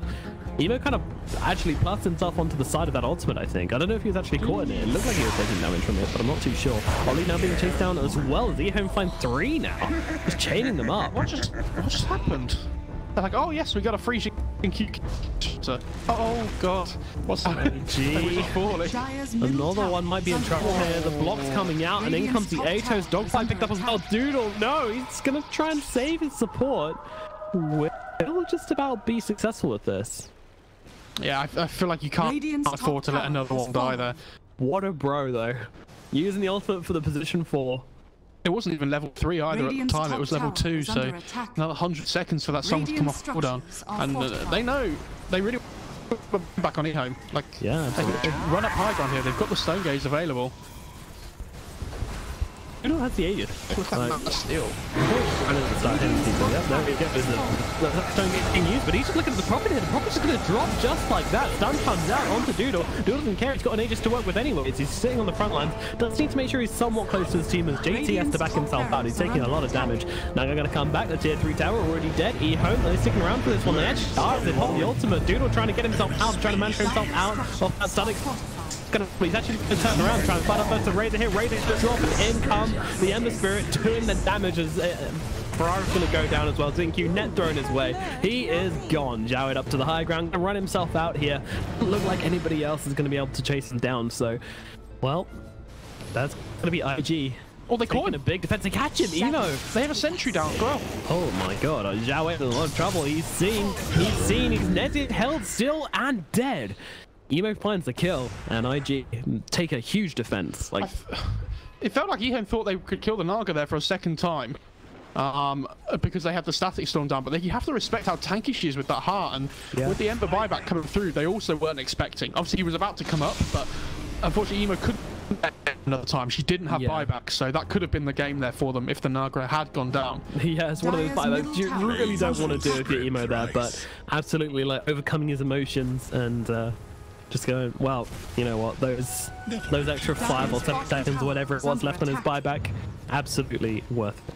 As Innocence going for the TP out emo, is he going to throw? No, didn't. Oh, he already threw the Sleight of Fist, so yeah. Innocence does get out of jail free card. I think it's worth pointing out as well, by the way, in these fights, that how the split shot works on Medusa. Oh, I say that, hang on, there's something might be happening top lane first. You think? Dogfight. That's more down here. Popping the ultimate for it. I think he really wants to find this kill. Where's your Naga now, Dogfights? Yeah, no second song. You only got one. So yeah, the way the split shot works in these fights now is just because when the Shaman Wards and the Tombstone go down, they don't get targeted by the split shot unless the Deuce is actually hitting them with a primary shot. Yeah. So although it looks like the Deuce should do really well against those heroes, not the case, unfortunately. Yeah, and these are a mean combo of talents as well. That's 30% Mystic Snake Mana Steal, -4 per seconds. Mystic Snake cooldown. Oh, what do you go for at 25? Is it modifiers or is it mana? She's going for the Scatty, so I imagine it's probably going to be modifiers. I'm pretty sure you go for modifiers. I think the thing is, before, the way Dota's talents were before they got changed, they were so like one-dimensional with which ones you would pick. Like it felt like it was the same ones every game. But at least the way they are now, yes, it's more common that you see the routes she's going for at the moment. But I think all of them have and each choice, each talent, good in their own right. Petrify doesn't kill illusions anymore, does it? No. Okay, so the Ag pretty isn't useful on Ferrari. Well, there's smoke up from IG here. Looking for something. JT on the front lines. Actually just picks up casual Morbid Mask, which... Oh, in they go. They managed to get the kill onto Innocence. I called it early, but... reasonably blow up that Prophet. No defensive capability on their hero. Nature's Prophet's tank. Shadow being used as well. If the Nag illusion's coming in, Dogfight's leading on the front lines here. Xiaowei just popping the Sandstorm. He's got this Radiance finished up on the tanking. They will lock with it's going to counter as well, and the illusion just tearing him apart. They have to use the Stone Gauge just to clear out the illusions, and they're going to get the kill all the same. Not Xiaowei makes it out okay. Oh my god. No! In the backline, Dogfight finds him. He gets that.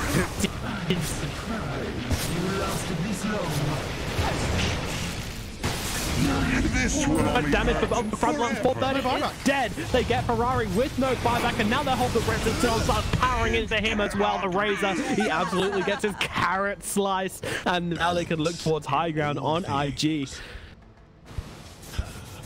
Well, there's no buybacks at all. There is not, and this should be a Rax at the very least. It feels like that's happened too many times this game, where Xiaowei's just been picked up at the start of the fight, and although he's pretty tanky because he has this hook vanguard, like it's just not enough. I mean, nearly died to illusions and snakes and just a couple of spells being thrown at him. But that's just the power of the Naga illusions in general, isn't it? They just rip through you, and they're gonna force this. It feels like. Oh, Nature's Prophet's pushing bottles. Somebody's Disruptor, they're going deep for this one. Element just flings forward onto the guy, and the illusion's just going to clean him up. Zinky, what?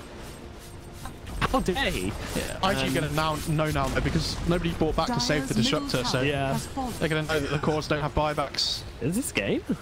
Possibly. It's going to be close though. I don't know. The tanking can do a lot. The illusion's starting to kind of whittle him down here. Ancient exposed, and the damage is substantial, but they're going to back themselves away. They've taken the tier 4s.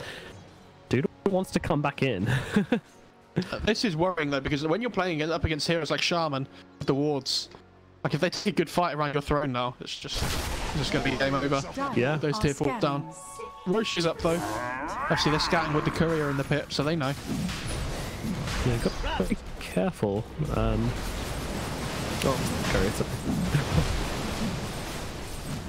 It's going down way too quick. EHOME trying to make their way over to it, but Roshan is already dead. And that's going to be an Aegis and a cheese for Emo. And EHOME back themselves away. How confident performance does this look from IG though compared to last game? It looks good. They picked themselves an actual draft this time rather than one that just gets entirely countered by BKBs. Come on, man. Don't be harsh. There's a Solar Crest now finished on Innocence on the Nature's Prophet, so that is available to them, but isn't doing enough. Like he's got Radiance, which is also nice, but the seeds of like you need. I don't know, like between him and the Razor, it feels like both of them just aren't heroes now at this point in the game. Whereas you're playing up against Naga, Ember, Mirana, Tricor in the late game. Feels like they've missed their timing on EHOME. Yeah, I'm not sure Medusa is enough. It would be enough in like a 2v1 core situation, I think, but when there's 3 of them, it's really...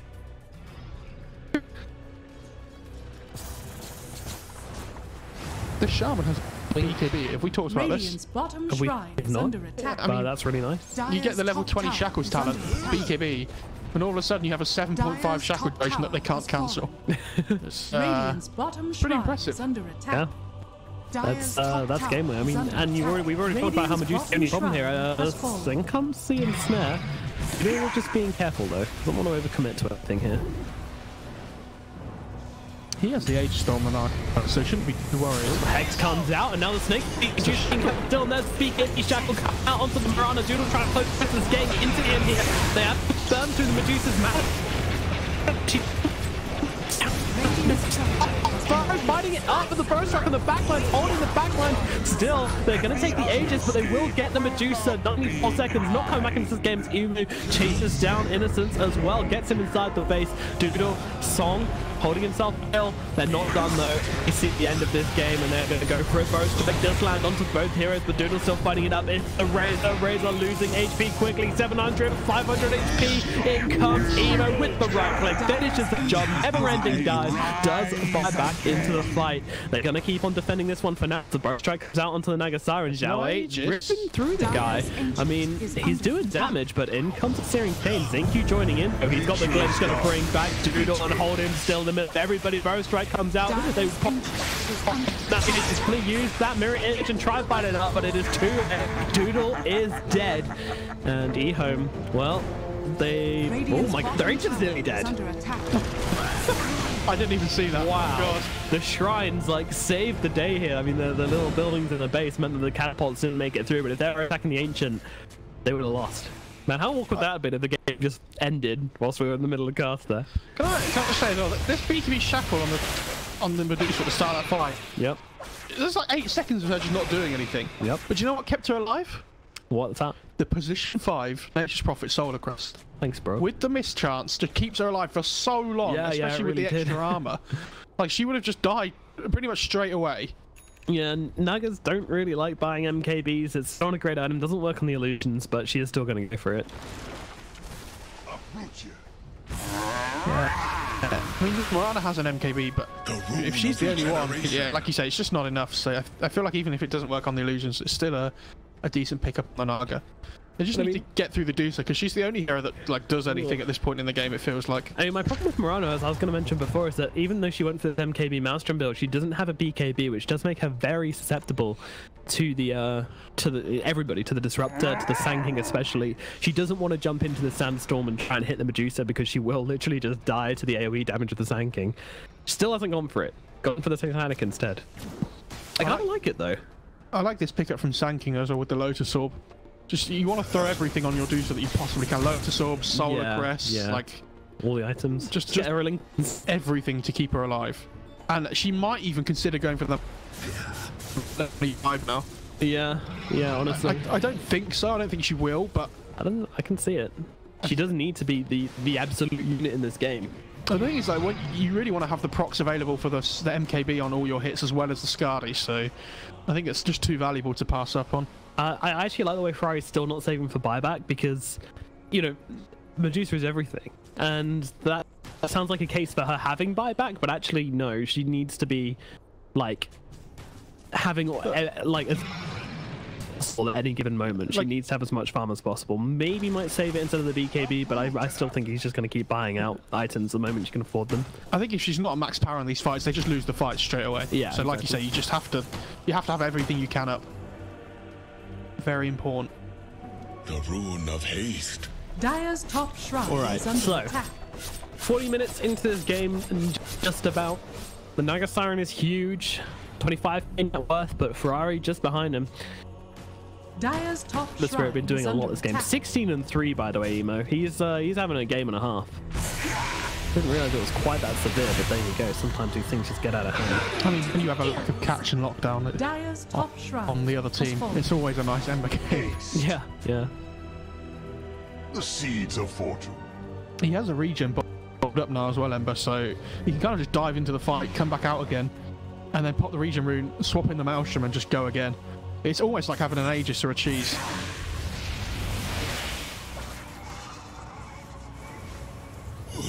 And we're just stuck in their base at the moment now. Yeah. Can we mention the Satanic as well? I mean, we did talk about it a little bit earlier on, but I think the reason it works this game is just because of the Shaman. If he can BKB and shackle the Medusa, then that is going to be a target which the Mirana can just lay into no matter what. And the Status Resistance means that, you know, the Burrow Strike is not going to keep her locked down for that long, and that's the only stun they have. So once that's gone, she can just heal up with them all the same. So I actually really like Zemo jumps forwards here, but a bit too hard. He just sails through, but there was no Searing Pins coming out of that Ember Spear. I just don't think he used it there. I'm not too sure. She did take the mana on the Dusa, by the way. She did. Nice. Good prediction. I am surprised still, but I think it was always going to be a consideration. Yeah. Basically just trading, basically just trading like damage slow for health. But when you're up against a Naga Diffusal, like, it's not amazing. It's good. Yeah, I mean, Radiant's middle tower has fallen. we'll see. Oh, Hex comes out, but the song immediately to follow up as well. They've already used the BKB though. I think they need to cancel his sleep, but that just waits the Medusa to backlines because Emo's just getting to work over there, and they're just going to let the Medusa run around. She's in Stone Gaze. Yeah, I mean, Xingqiu died at the start of that fight. Well, a glimpse comes out. Oh, Ollie. Brought down by... I think he was thinking about cancelling the sleep, but they managed to kill off Xingqiu, like, as he was just caught by himself on the disruptor. So they kind of just wanted to let it finish off. Oh, there's a DD. And Roche is about to hit minimum respawn time. Yeah, I'm not sure that's going to be a factor, but definitely interested to see what they can do with this double damage. I feel like this is now a timing for EHOME, which they have hit, and they can even buy the full BKB if they want it. They're going to just go for the shrine here, and that is not going to last very long. Just chunking away Medusa with, I mean, 240 plus 333, basically 600 damage. You don't want to mess with that. That's not something you play around with. We said don't play with fire, don't play with electricity, don't play with Medusa right now. I think she does save for buyback now, by the way. I think, especially when a Roche is about to spawn, I think it's really important you have this buyback available to try and play around the Roche pit. You really don't want to be giving away that third Roche with the refresher shot. If this Shaman gets double wards, your Ancient's exposed. You have no tier 4s. Yeah, we need to keep that in mind for sure. Just looking at some of the other 25s, Ember's hit 25 and has gone for the minus 25-second recharge time on Remnant, which is interesting.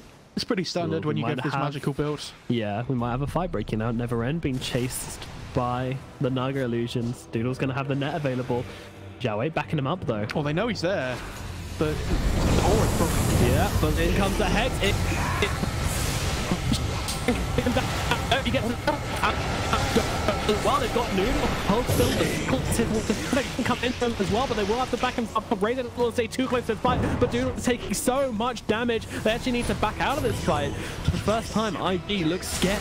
And now with Murata going in the backlines, trying to find the sneaky kill, but it's going to give her life for it. Tries to leap away, but it's not going to happen. However, Ferrari maybe held still, but not really enough because Doodle just can't get in and do the damage. I think they need to get out of this fight, but round, but maybe they can fight this one up, but the burst strike comes through. Zhao Wei doing the damage, now going to throw down the epicenter as well. Medusa losing health. Who's actually going to die here? Medusa being kept alive just about, but no, he's going to die, and now Doodle fighting it up. Will be able to take down Zhao Wei as well. The buybacks are available. Innocence going for the TP out. Will be able to get that one off. Xingqiu as well, able to escape from this one. They've got another static storm in 24 seconds, so they might be able to defend this. Creeps coming into the base right now. And Ferrari already buying back into this one. Yeah, it's really important to go out there as well because he doesn't have buyback on the disruptor, so you just keep yourself alive. Yeah, that's because I think they have to buy back more heroes here. They have to fight the Roche pit. You can't give this away. This is rough, but they have the Aghanims on the disruptor. I just noticed this. I'm not sure if that was available for the last fight. It must have been, surely. I don't know if you noticed as well, but in that last fight, they would have been able to kill off Doodle super easily, but this Medusa got hit by a 3 or 4 second arrow from the Marauder, which stopped her from getting all that damage off onto the Naga to kill her off. So. Yeah. By the Marauder in that last fight. They're in the pit right now. There's no response from IG. They don't have the Marauder. Surely they need to do something about this. They've got the song available. I'm wondering if they're going to throw it out, and Doodle being careful. Very, very cautious, and there's a song at the perfect time. If they can get into the Roche and finish it off in time, they might be able to steal this one from right under EHOME. They take the H. And then back themselves away. So bad, but Emo caught inside. He can't use his items because the Aghanim Scepter. He thought he could just BKB himself away, and now they'll throw dogfights into it as well, so they get the Aegis. Heroes as well. EHOME, they're gonna be biting their teeth right now because they lose so much from that Roshan. The beautiful song coming in from the Nagasaran, but at the same time, they do manage to get themselves 2 kills, so there's a possibility they're still in this game. Where are we? I mean, what point does get? Where are, like, who's in the lead? Who's behind? I don't even know anymore. The viewers are in the lead. That's all I'm saying. It's a great game. I don't know if you saw in the last fight, by the way. It's so difficult to ever take Roche against a Naga, but the Radiant use their courier to know when to sleep. Like, it's just, I feel like we've seen that so much of, like, from games recently, more than ever before. Yeah. Like, where teams just use the courier around the Roche pit to get vision. This game just took a jump from interesting to very interesting as we have a rapier picked up on Ferrari. It's rapier. I mean, why would you not buy it though? Like, if you buyback, if you die again, the game's over anyway. So, oh yeah, let's just go for it. But some people, you know, they buy the rapier, they try and hide. They stay at mid looking for the surprise fight. Not Ferrari. Ferrari is in the base looking to take some names right now. They've still got 47 seconds left on this Ember Spirit, and they're looking to make full use of that. Now I'm gonna have to wait for the I say that they're actually just getting through it without they want to force this Ember buyback here if they can. That's the most important thing, because if he's able to hold on to buyback here in the next fight, it'd be massive for them. Song? Oh, what did you learn? Yes. Oh, the arrow coming through as well. He's just gonna go down. No chance at all for a fight with him. Shout trying to go on the back lines here, but the rapier, I don't even know who has it, but Shout brought down. Oh no, EHOME, they thought they had it. They thought they had it, but the what did you learn coming out from the Ember, just knowing the game was over? How do you do that? That is the best play. That is the best voice line I've ever heard so far. OG, take notes. This is the first time I've ever done it. Can someone on Twitch please just clip that?